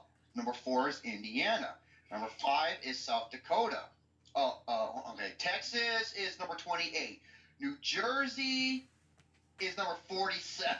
Oh, my former home state. The place I'm going to be visiting. Oh, that sucks, dude. California is number 49 still. It's been at number 49 for a long time. Oh, I could have swore it was, oh, no, New York is 50. New York is still number one, the number one worst. Yep. I don't know where's Georgia. I'll continue on. Virginia, that is, let me see. Where the hell is Virginia? Oh, number 21, not too bad. Okay, number, what did I say? Number 5, South Dakota. Number 6, Tennessee. Number 7, Idaho. Number 8, Florida. Wow. Really? Wow. Number 9, my family home state, Iowa. And number 10, Arizona. Wow. So we both have states in the top 10. Yep. And Gary is out of luck. I've lost the top 10 fame from the 2016 fame. But a few years ago, what we do? Continue. And Gary is still dead last at number 50 with New York. That sucks. What else, people? Are there any other states? Oh, is there any other states that you guys wanted to know? Oh, Connecticut. I know Double Nine wanted to know this. That's number 45. Illinois is 44. Wow.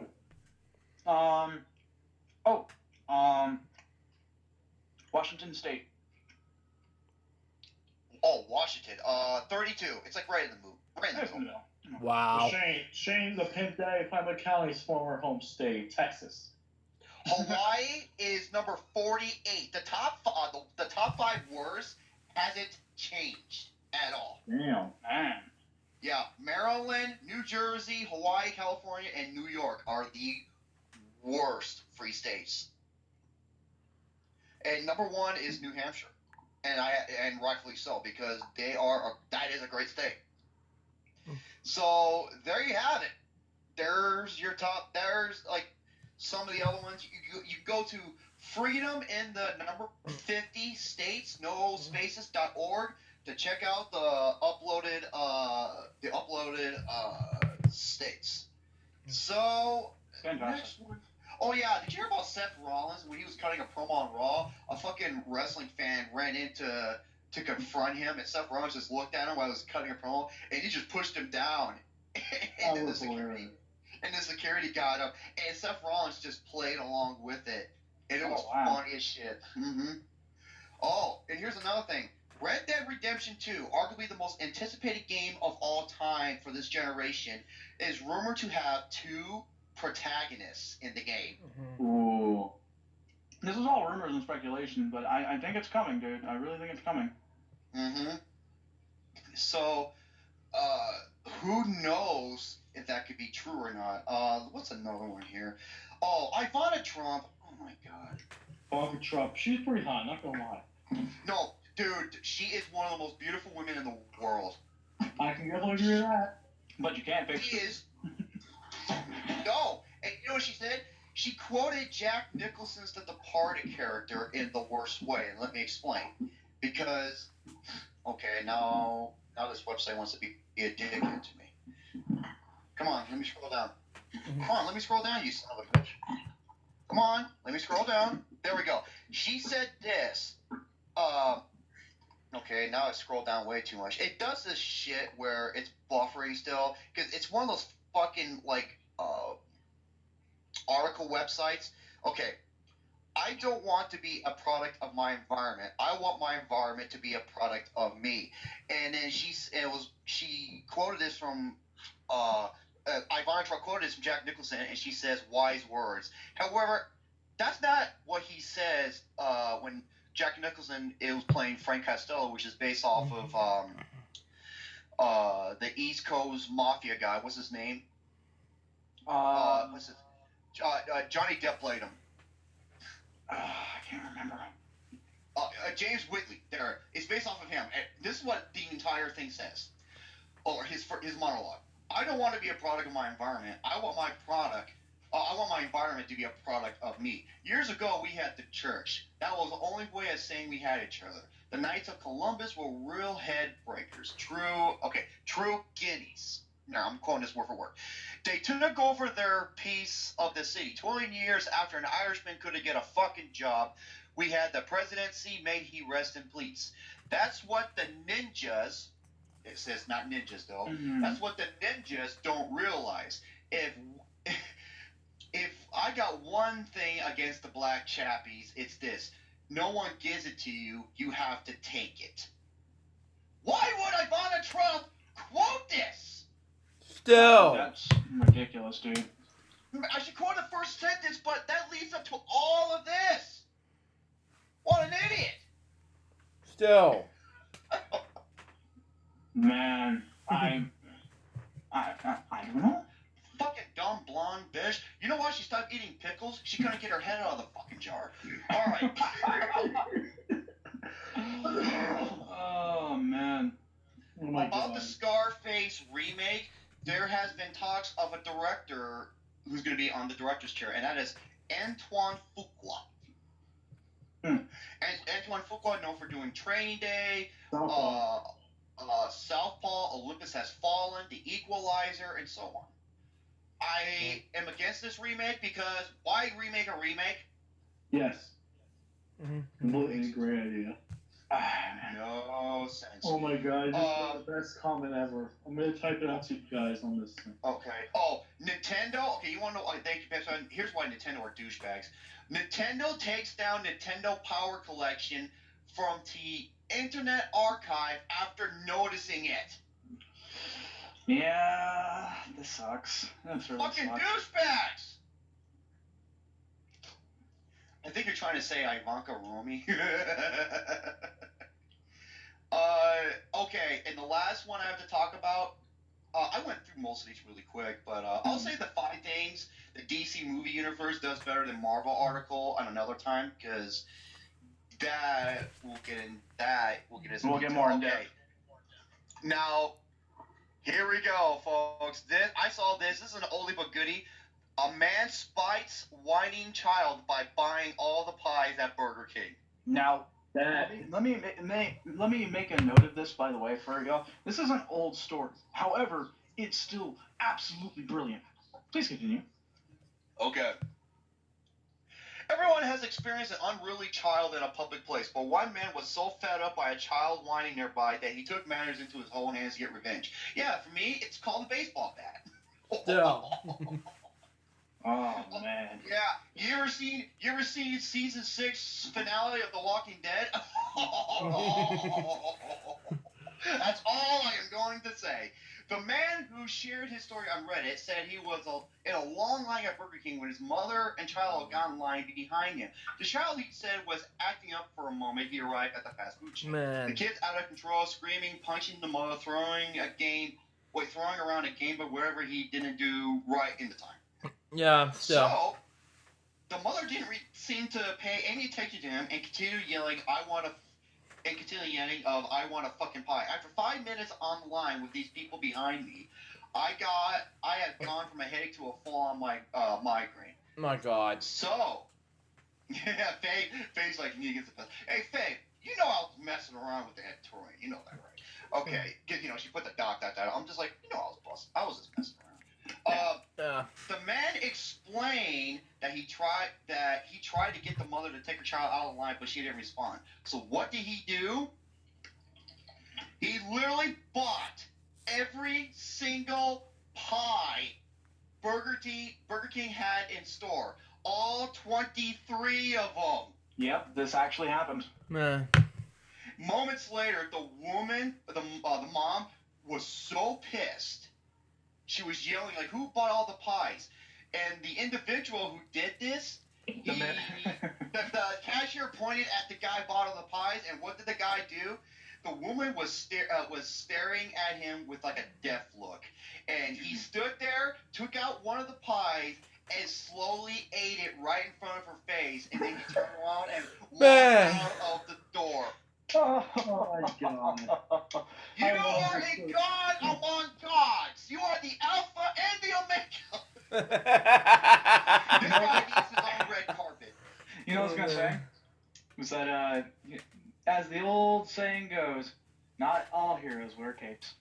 Nope. So. And the saying that I said, children, they are Satan little helpers or little spawns of hell. Children, not even once. So. No, twice. Why? Because both their black eyes deserve to get beaten. Still. I hate those little fuckers. I'm sorry. Well, I'm a children's guy, so it's awesome in my opinion. So if you don't like children, I respect your opinion, Jerome. Continue. I can't stand him. I will get my vasectomy with no lidocaine or Novocaine next time, and I will still do it. Oh my god, man. I'm fucking dead serious. I hate him that goddamn bad. Man. Ooh, holy shit. Anyways, I would do a Mortal Kombat Johnny Cage uppercut fatality to him. Oh shit. Except I'd do the glitch so I knock their heads off 3 times. Yeah. So those are most of my things. I'm gonna let Shane get on with it. Get ready. Yeah.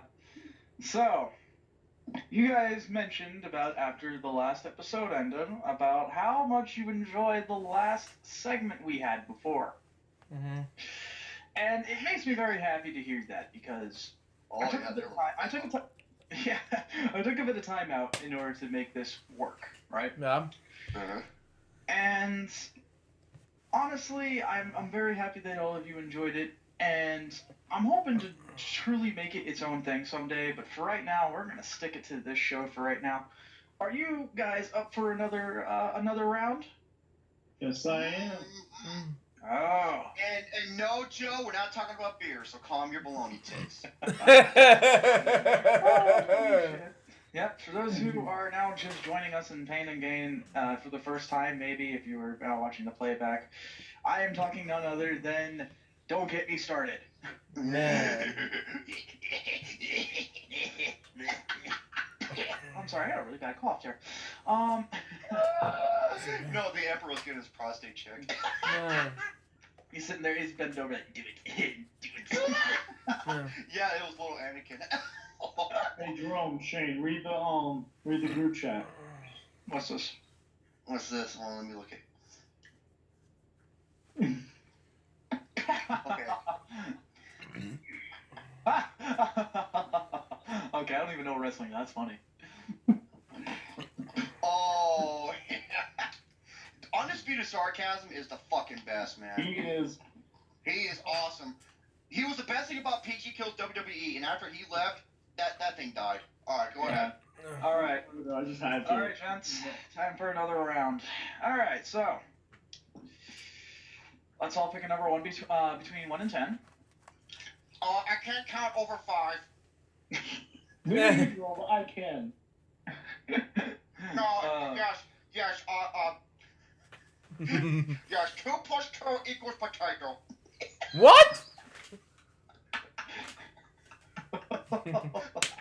No, that's not true. 4 plus 4 equals Kirby. Man. I can imagine his face. He's like doing that smug look, shaking his head. Yeah. No. You called it.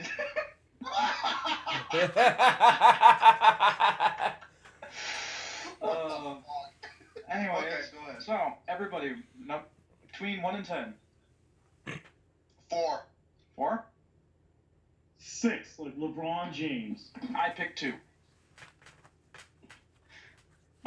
Lucas, you're up first. Jerome is up second, and I'm going last again. The number was. That's even possible. You can't even count above 7. Eh. Oh, fuck off. That's not you're dumb, so fuck you, motherfucker. I'm smarter. You're dumb shit network. Yeah, you're Man. the dumb shit of the network, Jerome. Come on. I know I am. I'm proud of it, goddamn. Oh my god. Okay. 2 plus 2 equals LC Muscles homemade perverted enchiladas. And you know what? This dumb shit at the network has a beautiful, lovely, fine-looking beauty on the side. Man. Fantastic. Wait, so I get to pick for somebody, though? I get to pick a topic for somebody. Oh, no. You go first, as in you're the one ranting first. It's okay, Jerome, no, just pick another number, one between 1 and 10. 7. I picked 4. Damn it, you go. You had to pick one for Lucas. God damn The it. number was 6. Okay, Lucas, you know what? I'm gonna do this anyway. Don't get me started on why sports fucking suck ass. Man. Goddamn, you fucking piece of shit. No. I'm a piece, not a fucking piece of shit. There's a difference, man. Well, Lucas, Man. the point to Jerome, man. The only thing I'm gonna be forcing is Kirby and BB-8 to clean out my colon. I agree with Faith. I agree with Faith with her sentiment. Sports do suck ass. Yes. Lucas, has Kirby ever given you a colonoscopy? I bent over. No, I got one for Ben Roethlisberger. Anyway, in the bathroom? He made me wear a helmet. Man. He made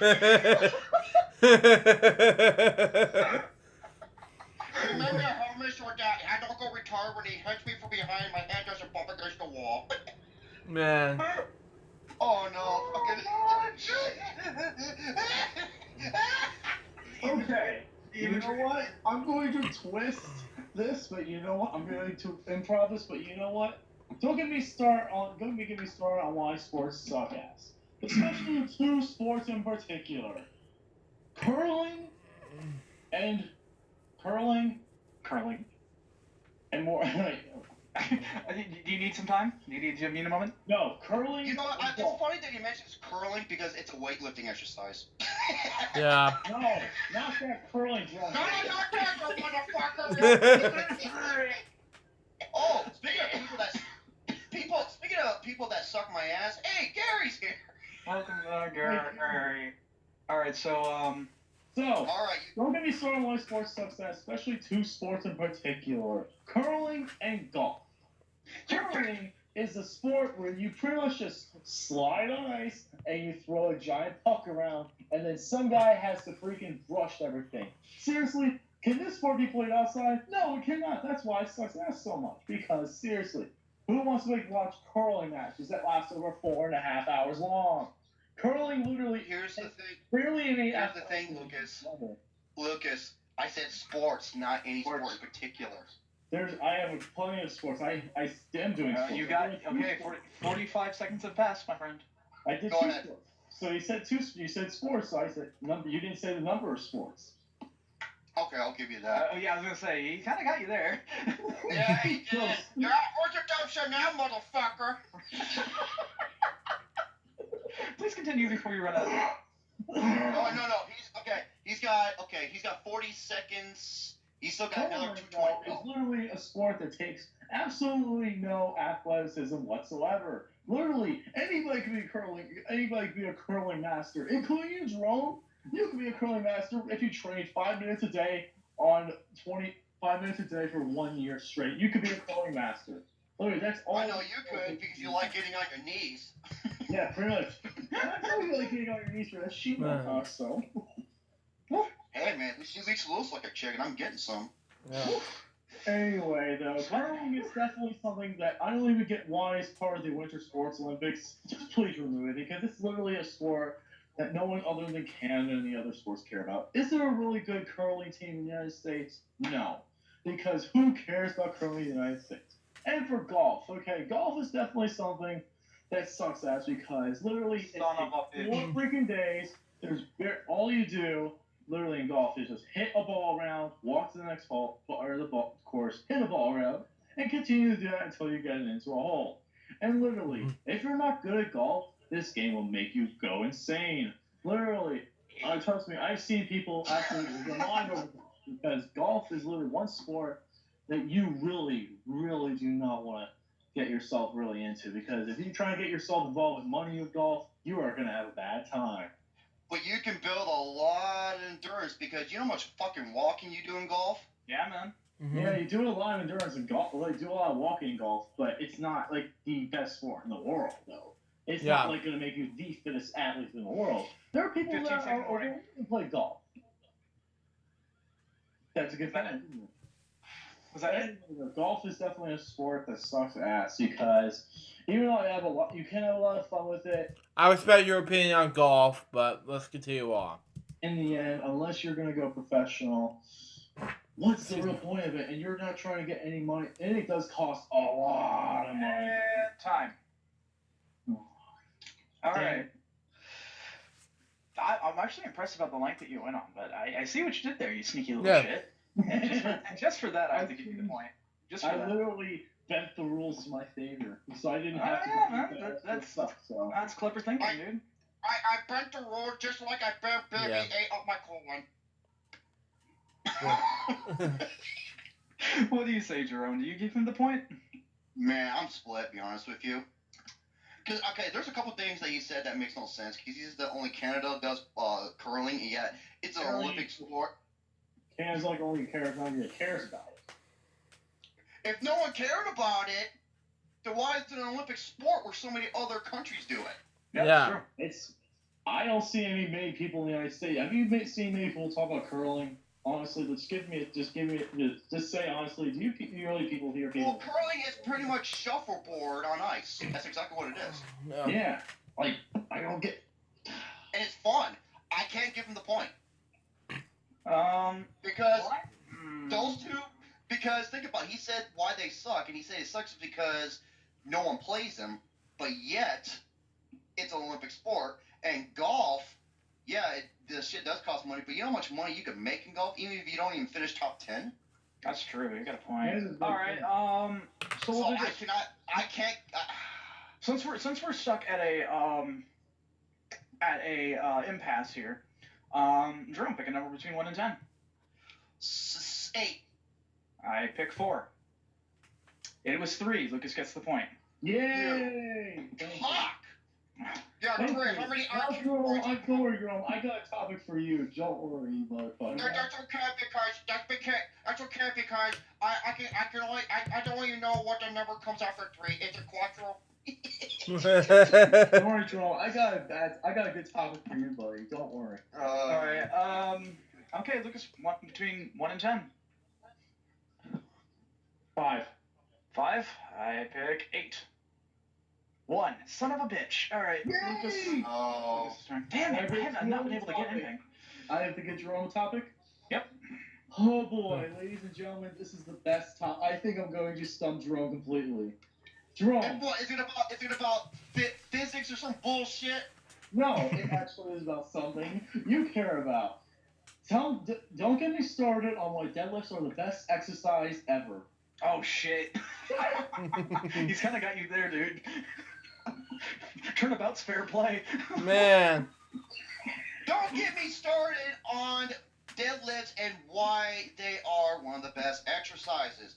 Because they are one of the best. And here we go. First of all, it is a core lift. It is a compound lift. A compound lift is an exercise that involves more than one muscle of the body. It involves a numerous amounts of areas of the body to order to form mass muscle. For example, it involves part of your glutes. It involves your quads and your hamstrings more like it. As part your mid-core section should you need to bring the weight up. Excuse me. Also, Another thing is it's great for bodybuilders for some cases because it helps stabilizes a strong, powerful core. It is not safe to do with deadlifts in regards to 1 rep maxes because that's where you can cause, faints or passing out because the amount of blood going through your head and you're straining the lift. The powerlifting aspect should be taken away. It is the bodybuilding aspect in which you're doing deadlifts. Also, more importantly, deadlifts are better when you use a hexagon bar. A hexagon bar is a specific type of bar where it's shaped like a hexagon and you can stand in the middle and you can grab the bars with your palms facing towards you rather than forward or away from you. It helps stabilizes your grip and helps you overall better with going up with the weight because you don't have to worry about the bar hitting your shins or your knees. Exactly. So it's kind of like doing like a bottom squat. So if you follow those keys and use that specific type of bar, you can do great things in the long run. So that's why you should never get me started on why deadlifts are the best. And time, 1 minute 10, 50 seconds. Not bad. I can. Jerome, Hey, Lucas! Jerome, I can almost feel like you're about to shit yourself in that entire situation. It goes against everything. Speaking of shit, hey, Lucas, open wide. I'm gonna be straight up honest with this. I believe that you deserve the point on that because you went against something that was you branded on something that was not only against your principles, but you did it really well. Yeah. And here's the thing, Lucas and I both have this as the worst fucking exercise on the face of the planet. If you do it with a hexagon bar, that was my loophole.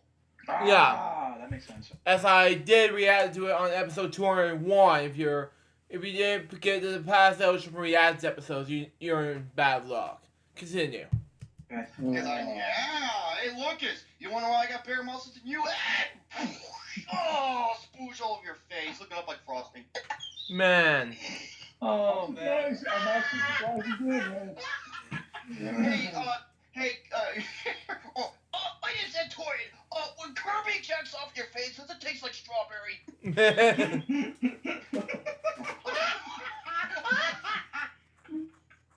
God damn it, Gary, you I just want to drink my Pepsi, man. Why don't you let me drink my Pepsi? Why do you sound like you sound like Bill Cosby? I'm just saying, I'm just drinking the Pepsi.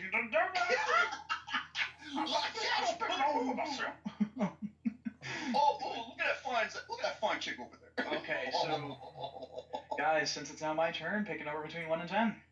Oh, by the way, there's a joke in Barbershop the next with Bill Cosby. It said, because you're talking about, like, thought-provoking things. They're like, I think it right now these days is the best time to be an African-American or a black man. And then Secretary Teddy goes, not if you're Bill Cosby.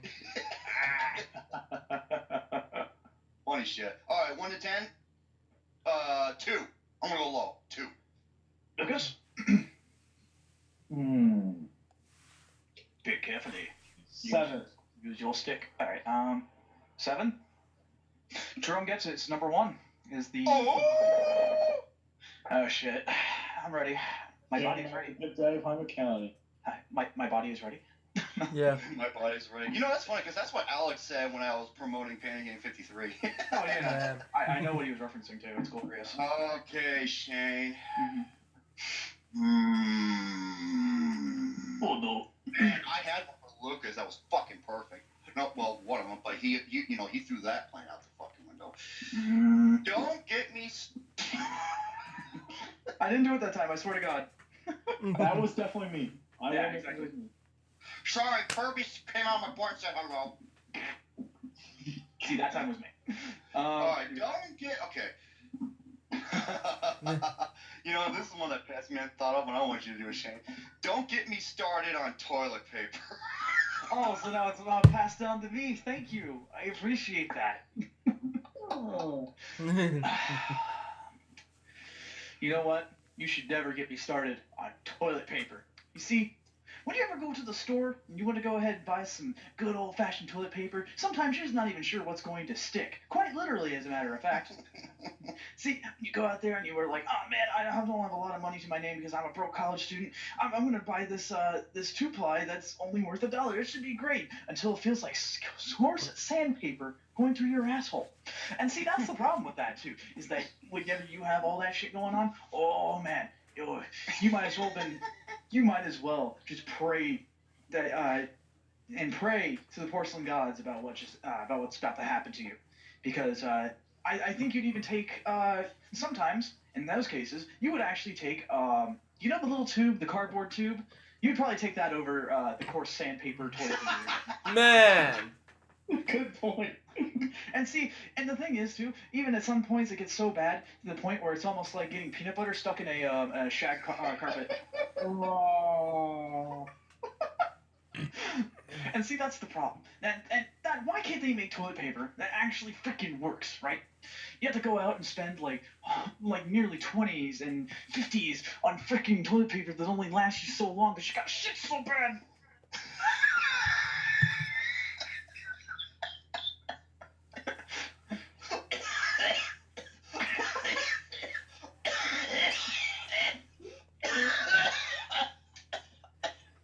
I had to stop for a second before he fucking got it.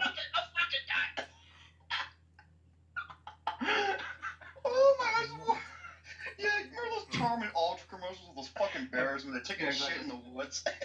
Exactly. And then the best part is like they're like looking for a tree and they're like and he rips out the fucking Man. Wall Street Journal, some bullshit. I'm like, Yeah, exactly right. It's like, oh.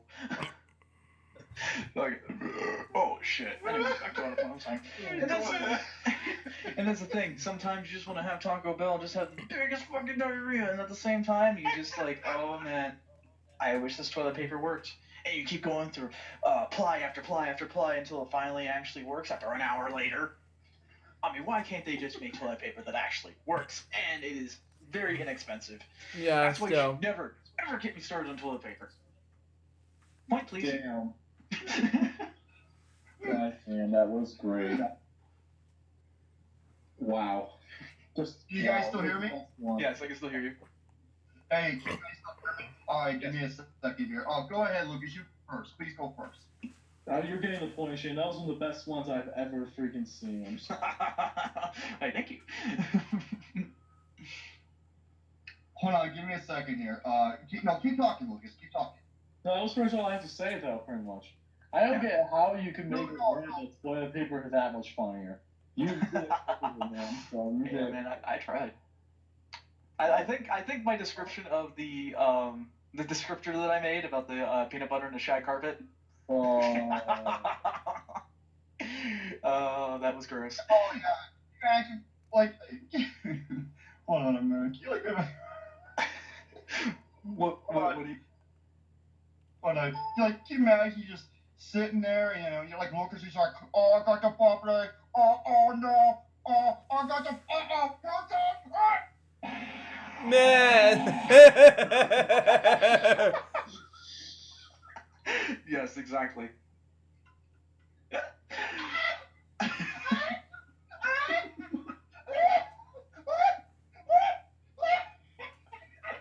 So everybody is on the board with the point now. Fucking Jerome's fucking dying.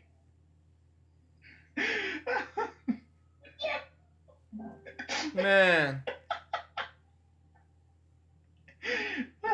Are you okay there, buddy? You gonna survive? Man.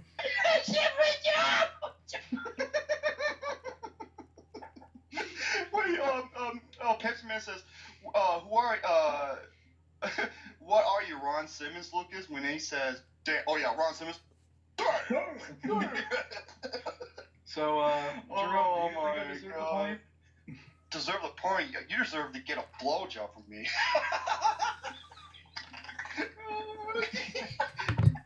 Fuck, you deserve to win after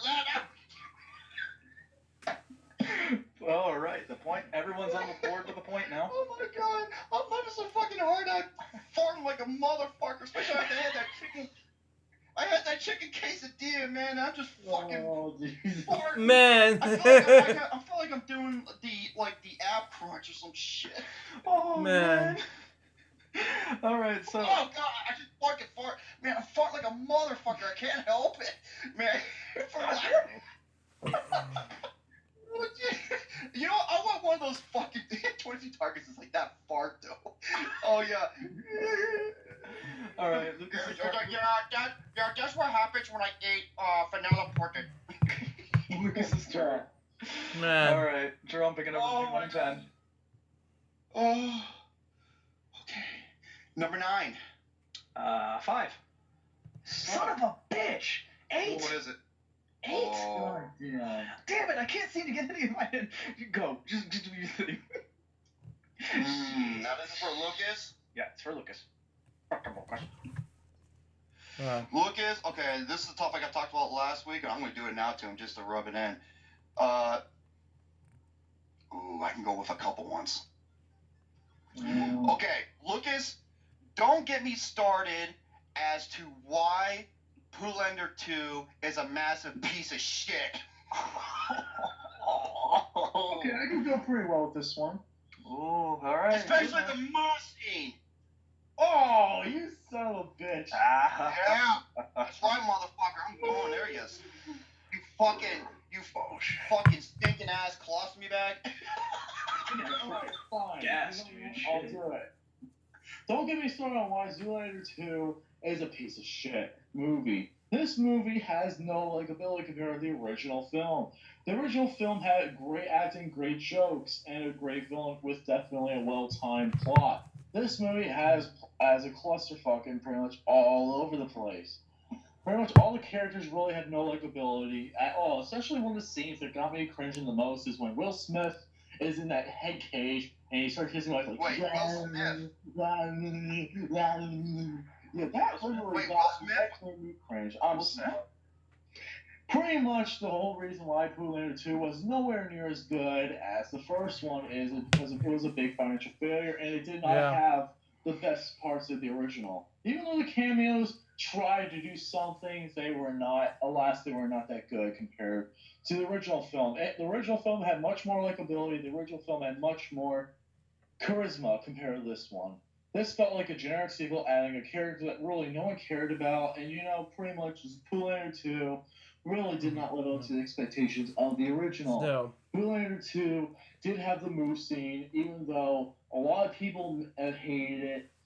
It definitely deserves it because it came out of nowhere, out of a scene that just made it look completely ridiculous. The timing of it was completely out of nowhere, and it just made people cringe. A lot of people cringe. So don't get me started on why Poolander 2 is a massive piece of shit. Okay. But there's a thing that was kind of funny. I told you to rant on why it's a piece of shit, and yet you mentioned in the thing that you laughed at it. Yeah. Like, once. Like, trust me, I've gotten bad movies to laugh. I've laughed at bad movies once, though. Yeah, White Chicks. Yeah. I'm sorry. White Chicks is... That movie is... Okay, hear me out. It involves 2 black people playing white women. What would have happened if it was 2 white guys playing 2 black women? Been racist. Exactly. Double fucking standard. I can agree with your point there. I can honestly agree with that. Yeah. But... Wait. Oh, God, I'm fucking farting again. God damn it, I can't stop shitting. I'll shit my pants. Yeah. Oh, God damn it, Shane. Oh, yeah, he says, shut up, fat fuck. Yeah, James.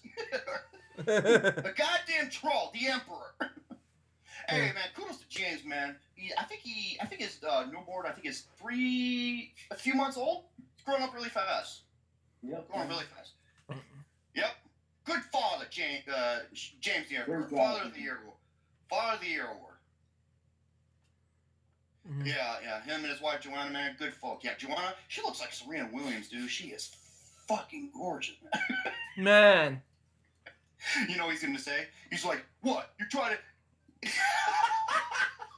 Okay. Shane said this. Yep, I'm a dilf. Man. Wow. Oh, fucking fart again. Oh, stop the farting. We would you please shut the hell up? Who are you? Wait, who are you? Chris Jericho? Wait, my internet. Oh no, Shane's internet cut out, motherfucker. Oh. Goddamn, Firefox. I bet you took a shit on him. Oh wow. Damn. You know what? I agree with you, Justin. That is the only thing I can agree to. I was quoting Rumi. I guess this is between you and I now. Okay, hold that thought, because I want to get Shane back on here, but let me see what Shane is doing. As a matter of time, Lucas, entertain the fans real quick, if you can. Alright, so I can entertain the fans real quick. No fucking football! I wasn't going to talk about football. I wasn't going to talk about football. I wasn't going to talk about football. Talk about Pokemon Go. No. This is. I cannot wait. I cannot wait for this. Season 2 of Pain and Gain Pick'ems. Oh yes. I have to change one thing though. I'm trying to do it around a Thursday afternoon before the game starts. I'm probably gonna do it around 2 hours before, because Gary's working with his new work schedule. I want to make sure I get enough time. Yes. So right now, I want to do it for September 8th. The night, probably around 5:30 before the Carolina Panthers Denver Broncos game. Okay, and are we gonna do these on? Wait, no. The first game's on Thursdays. Yes, We that's have to all. do it. Oh yeah. Okay.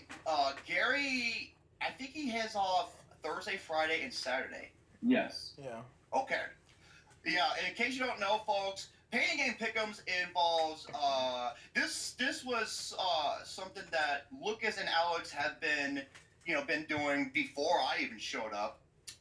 Years before, talking about football, and therefore, and Alex had me on his channel doing it, and Lucas wanted to do some pick'ems for his channel, and I was just like, just give it a shot, and I would have never expect all the fads and stuff that trend from that show. I mean, you got Romeo, Twisted Nipples, Romeo motherfucker, gluten, dude. Episode 15, fucking watch it. It is the funniest thing ever.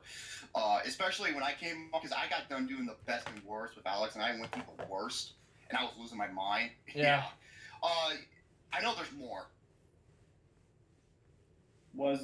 Oh yeah, one of my favorite things is the BB-8. That's another one. I'm sorry. Oh yeah. BB-8 is awesome.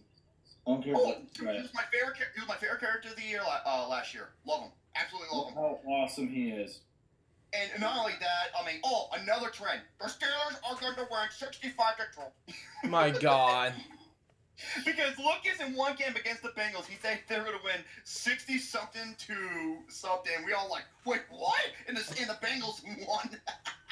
I was pissed. Okay. Trust me, that was not a fun game. The only reason they won the game, Le'Veon Bell was injured. I'm sorry. Vontaze Burfict is the absolute piece of shit. Okay. Now, here's the thing, though. I'm sorry. Here's the thing, though.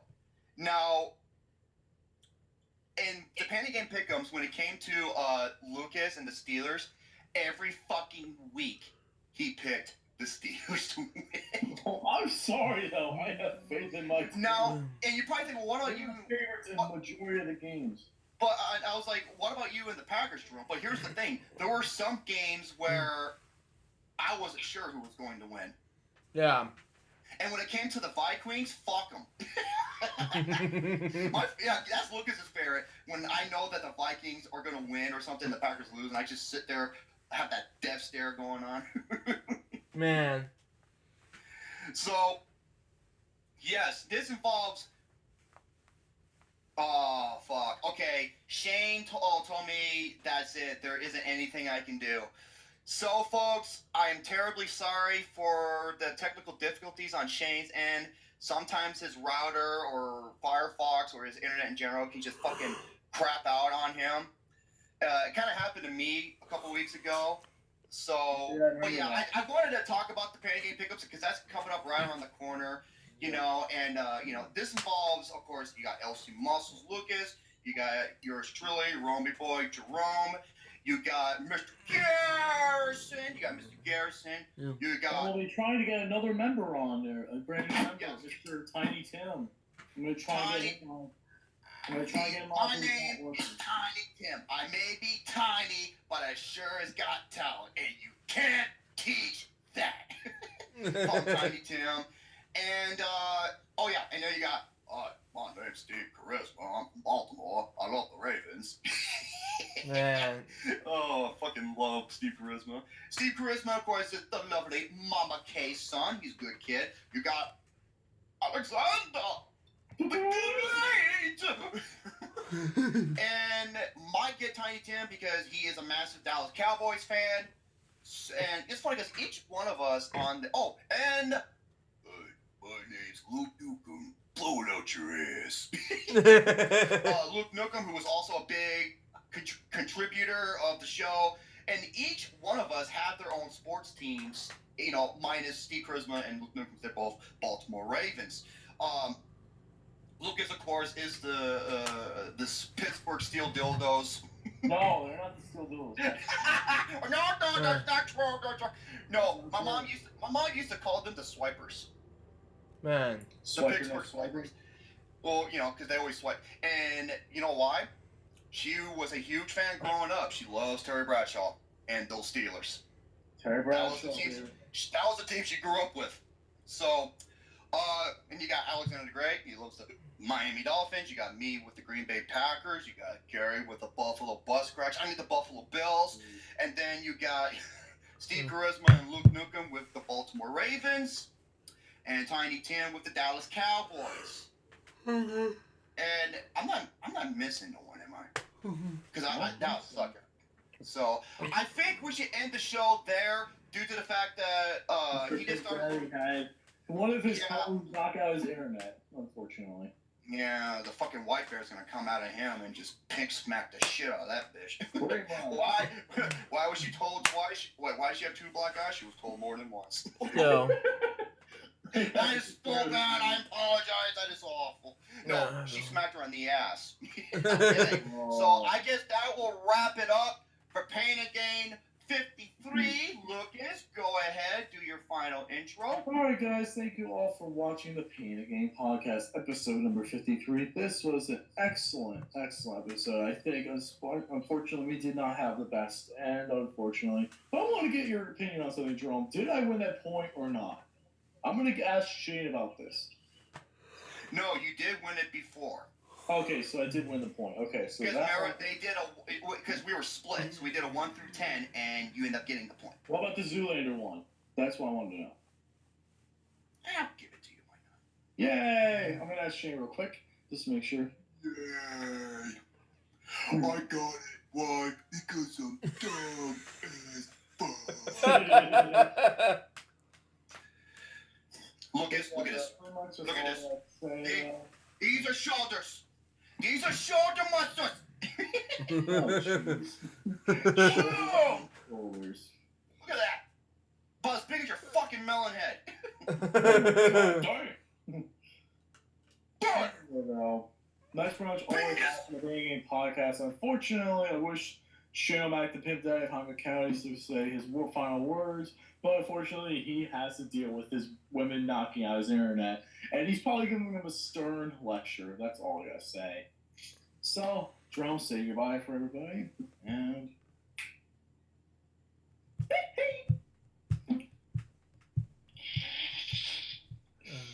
Oh my god. Hey, Gary. Oh, you know he's on the chat. I gotta freaking get him. Absolutely! Thanks for letting me to be a part of this episode of the Pain and Gain show. And did you see Lucas flew back? He looked like he fucking rear-ended somebody. Got just like Kirby rear-ended my buttocks. I was waiting for it! No, God damn it, no. Fuck, I love busting Lucas's balls. He's the younger brother I never had. I swear to God, he is. Except he's got fucking hair. So, tune in for episode 54 as we continue continue our stride of the successful Pain and Gain show, and I thank and applaud and love every one of you, our fans, for supporting the show since day one, when it was known as Muscles Podcast. So until then, stay tuned, and once again, motherfuck Jared Leto's Joker because it sucked ass. Agreed, big time. Agreed.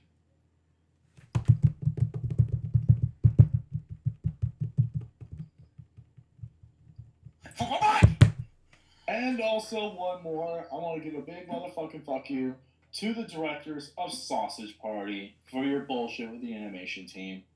Yeah, not paying your guys for overtime. What a dick move. Thank you all for watching, and we'll see you guys next episode. See you later, and stay awesome. So that was Pain Game Podcast episode 53. What did I think about this episode? It was amazing. So far this episode went to be a success. Anyways, double episode of LJPCBM episode 360. Hope you enjoy it. Stay tuned for the next episode, which is going to be the Pain Game Podcast episode 54. But until next time, so Joe saying goodbye. Peace out, baby. Get more to react with you guys very soon. But today, Jeff was saying out. See ya.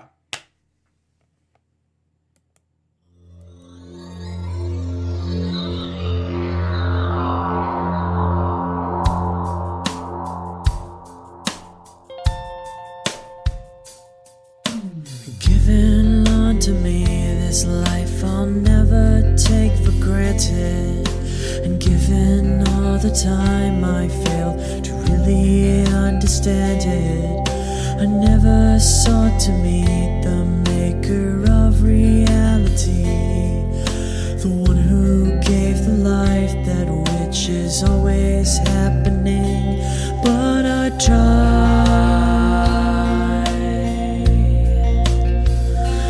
all the time.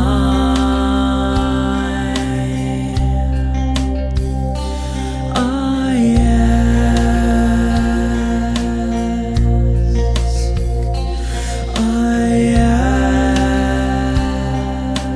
ask, why me?